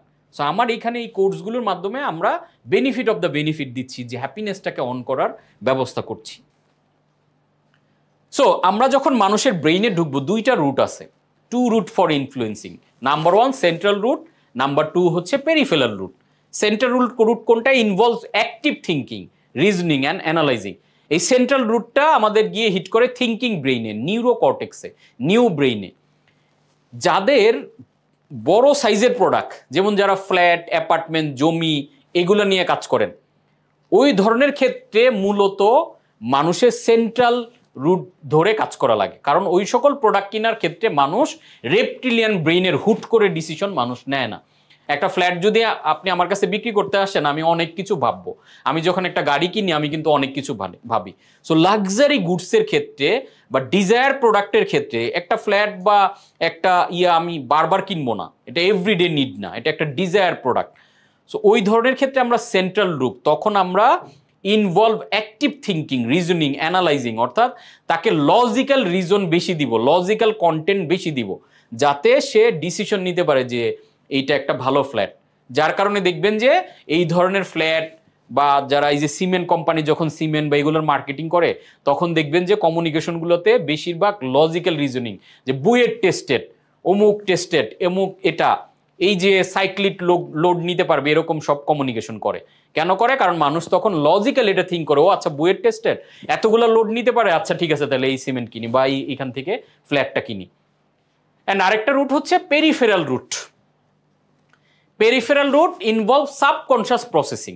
এই পেরিফেরাল রুট নিয়ে আমরা এতক্ষণ কথা বললাম, যে যেটা আমরা রেপটিলিয়ান ব্রেনকে হিট করতেছি, সাবকনশিয়াসলি গ্র্যাব করতেছি, নিজের অজান্তেই তার মধ্য থেকে সিদ্ধান্তটা আমি বের করে নিয়ে আসতেছি আমার কমিউনিকেশনের মাধ্যমে। সো এই কমিউনিকেশনগুলো করার ক্ষেত্রে একটা গোল্ডেন রুল আমরা ফলো করব, যেটাকে বলছি your marketing message has to be easy, reliable and organised. অর্থাৎ আমরা যে কমিউনিকেশনটা করব এটা যাতে জটিল না হয়, customer have no time to think. এত হাজার হাজার কমিউনিকেশনের মধ্যে আমাকে মনে রাখার কোনো কারণ কাস্টমারের নাই। সো আমাকে এত সহজ করে দিতে হবে যাতে ইজিলি রিলেটেবল থাকে আমার কন্টেন্ট যাতে ইজি থাকে এবং অর্গানাইজড থাকে। এটার উপর আমরা কন্টেন্টের ক্লাসে আরও ডিটেল কথা বলবো, তবে আমরা এই জাতীয় কিছু কমিউনিকেশন আজকে দেখব। এবার আসেন আমরা বাইং জার্নিটা, প্রসপেক্টের, কাস্টমারের হায়ারার্কিটা দেখি। এই হায়ারার্কিতে 4টা জিনিস আছে। হায়ারার্কিতে টপ হচ্ছে সেফটি। কেন? মানুষের লাইফে বেঁচে থাকাটা সবচেয়ে বেশি ইম্পর্টেন্ট অন্য সব কিছু হচ্ছে। ওই যে একটু আগে আমরা একটা এক্সাম্পল দিলাম যে আমি যদি এখানে একটা সাপ দেখি আমি এখন ট্রেনিং রেখে লাভ দিয়ে পালাবো, আমি যদি শুনি এখানে আগুন লাগছে আমরা সব প্রোগ্রাম বাদ দিয়ে আমরা দৌড়ে পালাবো। This is safety need. এই সেফটিটা হচ্ছে সবার আগে number one priority in life. So আমরা যখন এই সেফটির জায়গাটা হিট করতে পারবো, সার্ভাইভাল নিডে হিট করতে পারবো, এটা কিন্তু রেপটিলিয়ান ব্রেইনে চলে যাবে। দেন হায়ারার্কিতে 2 নাম্বার হচ্ছে avoidance of pain and discomfort. ওই যে আমরা বললাম যে বেশিরভাগ মানুষ নামাজ কালাম পড়ে বা রিলিজিয়ন ফলো করে বিকজ তারা শাস্তি থেকে বাঁচতে চায়, অ্যাভয়েডেন্স অফ পেইন। তাহলে আপনি পেইনটাকে যদি সামনে এনে বলেন যে আপনার এত বড় একটা পেইন, এত বড় একটা সমস্যা আছে, আমার প্রোডাক্ট এটা থেকে আপনাকে বের করে নিয়ে আসতেছে। সো মানুষ ডিসকমফোর্ট থেকে কমফোর্টে আসতে চায় প্রতিটা মানুষের মধ্যে। এটা কিন্তু একদম মানুষের, আমরা একদম ভিতরে গিয়ে ঢোকে চেষ্টা করতেছি বের করার যে মানুষের ভিতরে কোন জিনিসগুলো বাই বাটনগুলো বা কোন জিনিসগুলো ডিসিশনে দ্রুত প্রভাব বিস্তার করে। সেফটি যদি আপনি বুঝতে পারেন, তারপরে অ্যাভয়েডেন্স অফ পেইন যদি আপনি দিতে পারেন, তারপরে এনার্জি কনভার্সন, মানুষ এফিসিয়েন্সি চায়, দ্রুত পেতে চায়, মানুষ কনভিনিয়েন্ট চায়, যে আপনি ফাস্টার ডেলিভারি বলতেছে এর জন্য স্পিড পছন্দ করে মানুষ। সো স্পিডটা কেন, যে আমার অনেক সময় লাগতেছে না, দ্রুত পেয়ে যাচ্ছি। সো এফিসিয়েন্সিটা মানুষ কমিউনিকেট করলে দ্রুত রেসপন্স করে। Number 4 pleasure and gain. কিছু মানুষ যেমন জাহান্নামের ভয়ে ভালো কাজ করে, আবার কিছু মানুষ কিন্তু ওই ভয়টাই না, সৃষ্টিকর্তার প্রতি ভালোবাসা অথবা জান্নাতে যাওয়ার যে আকাঙ্ক্ষা, প্লেজার অ্যান্ড গেইন, জান্নাতে এত এত কিছু পাবো, ফিলস গুড। তাহলে তাদের ক্ষেত্রে কমিউনিকেশন আবার কি, যে আপনি দেখাইতে পারেন আপনার প্রোডাক্ট দিয়ে, দেখো তুমি এই একটা তোমার যে একটা ড্রিমি লাইফ, এই ড্রিমি লাইফটা তুমি আমার প্রোডাক্টের মাধ্যমে পাচ্ছ। দেখো তুমি এরকম একটা লাইফে আসো, বিফোর অ্যান্ড আফটার দেখো আমার প্রোডাক্ট তোমাকে এরকম। এই জন্য দেখবেন যে ফেয়ার অ্যান্ড লাভলি বিভিন্ন অ্যাডগুলোতে দেখায়, স্কেল নিয়ে মেপে দেখায় যে তোমার একদিন এমন, 7 দিন এরকম, 30 দিন ফেয়ার অ্যান্ড লাভলি রাখার পরে তুমি দেখো এরকম ফর্সা হয়ে গেল। এই যে প্লেজার, এখন এই যে দেখাইলো এটা বাস্তবসম্মত কি না এটা পরের কথা, কিন্তু ইমোশন কিন্তু গ্র্যাব হয়ে যায়। যেরকম দেখাইতেছে আচ্ছা হইলেও হইতে পারে, আমি ট্রাই করি, আমি মাখা শুরু করি, ওই যে ড্রিমটা দেখায় দেয়। This is pleasure and gain. And what emotions and feeling do your prospect ultimately want to move away? মানুষ কোন ইমোশন থেকে, এই যে এখানে আমরা বললাম যে অ্যাভয়েডেন্স অফ পেইন, তাহলে মানুষ কোন পেইন বা কোন ইমোশন থেকে দূরে সরে যেতে চায়? ফিলিং স্ট্রেসড, মানুষ স্ট্রেস ফিল করতে চায় না, মানুষ কোয়াইট ফিল করতে চায়, কমফোর্ট ফিল করতে চায়। বিইং ইন পেইন, মানুষ যন্ত্রণা পছন্দ করে না। Feeling dumb, feeling uncertain, feeling embarrassed, ashamed and undesirable. এই যে জিনিসগুলো মানুষ এগুলো থেকে পালায় বাঁচতে চায়। এখন আপনার কাজ কি তাহলে এই জিনিসগুলো সামনে, এই যে জাহান্নামে তোমাকে আগুনে পুড়ে মারবে, এই ফেরেশতারা শাস্তি দিবে, সাপ থাকবে, এই যে জিনিসগুলো কি, এগুলো স্ট্রেস করছে মানুষকে, পেইন দিচ্ছে, মানুষকে আনসার্টেনিটি দিচ্ছে, এইগুলো থেকে বাঁচার উপায় তুমি নামাজ পড়ো। এই যে নবী রাসূলরা আমাদের সাথে এরকম ভাবে কমিউনিকেট করায়, কিন্তু আমরা এইগুলো থেকে বাঁচার জন্য ওই যে আমরা এখন একটা সিস্টেমেটিক লাইফে আসতেছি। সো আপনি আপনার প্রোডাক্ট ধরে যে দেখো তুমি এই প্রোডাক্ট ইউজ করো, এটার কারণে কিন্তু তোমার এই স্ট্রেস হয়, তোমার এই চুল পড়ে যায়, তোমার এটার কারণে এই সমস্যা হয়, তোমার চেহারা রুক্ষ হয়ে যায়। দেখেন সবসময় এগুলো দেখায়, রোদে পুড়ে যে কালো হয়ে যেতেছো তুমি। সকল কমিউনিকেশনে কিন্তু দেখেন বড় বড় ব্র্যান্ডগুলো এগুলোর সামনে তুলে আনতেছে।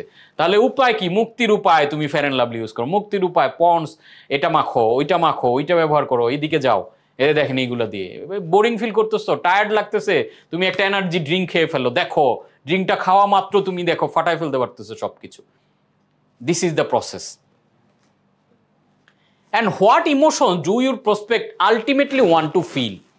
ওগুলো থেকে মানুষ বেঁচে বের হইতে চায়, বাট পেতে চায় কি? মানুষ সাকসেস চায়, এনার্জি চায়, অন ফায়ার থাকতে চায়, গ্রেটফুল, পিস অফ মাইন্ড চায়, মানুষ ওয়েলথি হতে চায়, কনফিডেন্স হইতে চায়, মানুষ ফ্রি থাকতে চায়, মানে একদম ফ্রিডম চায়, মানুষ চেরিশড হতে চায়, জয়ফুল হতে চায়, ওয়ার্থি হতে চায়, লাভেবল হতে চায় মানুষ। সো আপনি ওগুলো থেকে বাঁচানোর কমিউনিকেশন করবেন আর বলবেন যে আমার এগুলো পাইলে তুমি সাকসেস পাচ্ছ, তুমি এনার্জেটিক হইতেছো, তুমি অন ফায়ার থাকতে পারতেছো, তোমার লাইফ হ্যাপিনেসে ভরে যাচ্ছে, তুমি লাভেবল হচ্ছ, এই যে কনফিডেন্স পাচ্ছ, এইগুলো ধরে ধরে আপনি যত ব্র্যান্ডের এই ওয়ার্ডগুলো ধরে ধরে আপনি যদি এবার বড় বড় ব্র্যান্ডের কমিউনিকেশনগুলো দেখেন, আপনি দেখবেন আলটিমেটলি এটাই করছে। ঋণ বিক্রি করতেছে ডিটারজেন্ট, কিন্তু বুঝাইতেছে তুমি এটা ব্যবহার করা মানে তোমার মধ্যে কনফিডেন্স গ্রো করতেছে। সবসময় সাদা মানে তুমি purely confident. And develop core message for home renovation company. আমরা একটা প্র্যাকটিক্যাল এক্সাম্পল দেখি যে কীভাবে জিনিসটাকে আমরা করব। একটা আর্কিটেকচারাল ফার্ম ধরেন, list your prospect pain statement. আমরা তো পেন নিয়ে অনেকক্ষণ থিওরিটিক্যাল কথা বললাম, এবার একটা প্র্যাকটিক্যাল জার্নিতে আমরা দেখি জিনিসটা কিভাবে করা যায়। তাহলে একটা হোম রেনোভেট কোম্পানি অথবা একটা আর্কিটেকচারাল ফার্ম, তাদের কাছে ইন্টেরিয়র ডিজাইন মানুষ করতে গেলে কোন কোন জায়গায় পেইন ফিল করে, তাহলে আমরা বলেছি এই পেইনগুলো আমরা লিখে ফেলবো। এখানে আমি লিখে ফেলছি পেইনগুলো কি ওভার বাজেট অফার। মানুষজন ভয় পায় যে আমি একটা আর্কিটেকচারাল ফার্মের কাছে যাব, একটা ওভার বাজেট অনেক টাকার একটা বাজেট দিবে, এটা আমি আমার পক্ষে বেয়ার করা সম্ভব হবে না, যা আমার মতো করি আমি ডেকোরেশন করি। তারপরে দ্বিতীয় পেইন কি, পেইন অ্যান্ড ফিয়ার, এই দুইটা জিনিসকে আমি লিস্ট করেছি।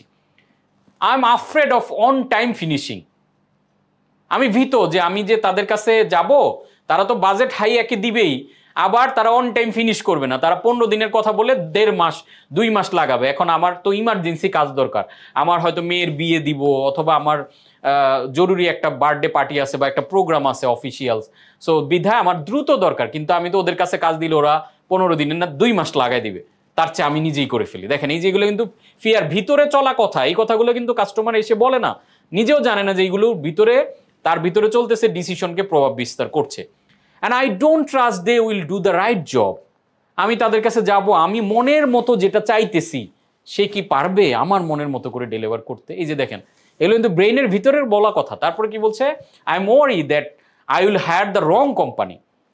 অনেক কোম্পানি মার্কেটে, অসংখ্য কোম্পানি আছে, এখন আমি একজনের কাছে গেলাম, ওরা যে ভালো আমি বুঝবো কি করে, and it will take more time and money. আমার থেকে অনেক সময়ও চলে যাবে, অনেক মানি চলে যাবে, আমি সঠিক কোম্পানি কিভাবে চুজ করব। এই যে কনফিউশন, এই যে পেইন, এই যে ফিয়ার, প্রতিটা প্রোডাক্টের ব্যাপারে এরকম ক্রিস্টাল ক্লিয়ার ফিয়ার অ্যান্ড পেইনগুলো আপনার খুঁজে লিখে ফেলতে হবে। আপনাকে জানতে হবে this is the pain, this is the fear, this is the problem. যখন আপনি এটা জানবেন তখন কিন্তু আপনার কমিউনিকেশন প্ল্যানটা খুব করা সহজ। এখন আমার প্রশ্ন হচ্ছে, আমরা কয়জন আমার কাস্টমারের এই ভিতরে চলা পেইন, ভিতরে চলা ফিয়ারের কথাগুলো এরকম লিখে ফেলে সামনে নিয়ে আসছি? যেহেতু আমরা আনি নাই, এজন্য আমার কমিউনিকেশন প্রপার জায়গাতে হয় না। তাহলে এই ফিয়ার, এই পেইন ধরে আমরা যদি হুক করতে চাই, তাহলে কোর মেসেজ কি হবে, অ্যাট XYZ কোম্পানি ধরলাম, we know how important hiring the right renovation company is to you, that's why we do quality home renovation every time guaranteed. তাহলে এখানে হুকটা কি করতে পারি আমরা, you dream home created just for you, on time and on budget. দেখেন আমরা পেছনে ফেরত যাই, তার এখানে বড় সমস্যাটা অনেক বেশি বাজেট দিয়ে দিবে, তার মানে অন বাজেটে হবে না, ফিয়ার তার ভিতরে চলা কথা কিন্তু, অ্যান্ড অন টাইম ফিনিশিং, এই দুইটা মেজর প্রবলেম, এবং আমার মনের মতো হবে কিনা। দেখেন এই জিনিসগুলোর একটা লাইনে কিন্তু সলিউশনটা নিয়ে আসা হয়েছে, you dream home created just for you, on time on budget. দেখেন এক্স্যাক্ট পেইনটাতে, এক্স্যাক্ট প্রবলেমটাকে যখন আমরা হিট করলাম তখন কিন্তু সে কানেক্ট, ও এই কথাটা বলছে। সো এইভাবে আপনাকে মার্কেটিং মেসেজ বানাইতে হবে। Your marketing message and hook has to address your clients needs and concern. তার পেইনটাকে এক্স্যাক্ট জায়গাতে আপনি যখন হিট করবেন, ওর সাথে সাথে রেসপন্স করবে। এবং আপনি আমাদের কমিউনিকেশনগুলো একটু খেয়াল করে দেখবেন, আমাদের যে ব্র্যান্ডগুলো নিয়ে বা কোচ কাঞ্চনের আমরা যখন অ্যাড রান করি, দেখবেন যে আমরা এক্স্যাক্ট পেইন পয়েন্টকে হিট করি, এক্স্যাক্ট আপনার মনের ভিতরে যেই কথাটা চলতেছে ওই কথাটাই আমি লিখি। তখন আপনার মধ্যে চিন্তা হয়, আরে উনি আমার কথা জানলো কেমনে, উনি যেহেতু আমার কথা জানছে, তার মানে উনি মনে হয় আমাকে একটা ভালো সলিউশন দিতে পারবে। That's the process. সিম্পল একটা এক্সাম্পল, এইভাবে আপনি এরকম বের করেন, অ্যান এক্স্যাক্ট প্রবলেমের জায়গাতে হিট করেন, দেখবেন যে সে হুকড। এই যে নিউরো মার্কেটিং এর এত কথাবার্তা, এটাকে যদি একটা ফুল প্রসেসে ডিজাইন করি, একসাথে নিয়ে আসি, জার্নিটা কেমন হয়? জার্নিটা হয়, start with your vision, goals and big why. Number 1 step, আপনি যে ব্যবসা শুরু করলেন, স্টার্ট ইউর ভিশন। আপনার বিজনেসের ভিশনটা কি, গোলস কি, আপনার বিগ হোয়াইটা কি, আপনি ব্যবসা কেন করতে যাচ্ছেন, এটার বিগ হোয়াইটা আপনার কাছে, আপনি এত কিছু, এত ড্রাইভ, এত কিছু করতে পারবেন যদি আপনার বিগ হোয়াইটা ক্লিয়ার থাকে, যে আমি এই রিজনে বিজনেসে আসছি, এই ভিশনটাকে আমি বাস্তবায়ন করতে চাই। কারণ আপনার ভিশন, গোলস, বিগ হোয়াইটা হচ্ছে ফাউন্ডেশন আপনার বিজনেসের।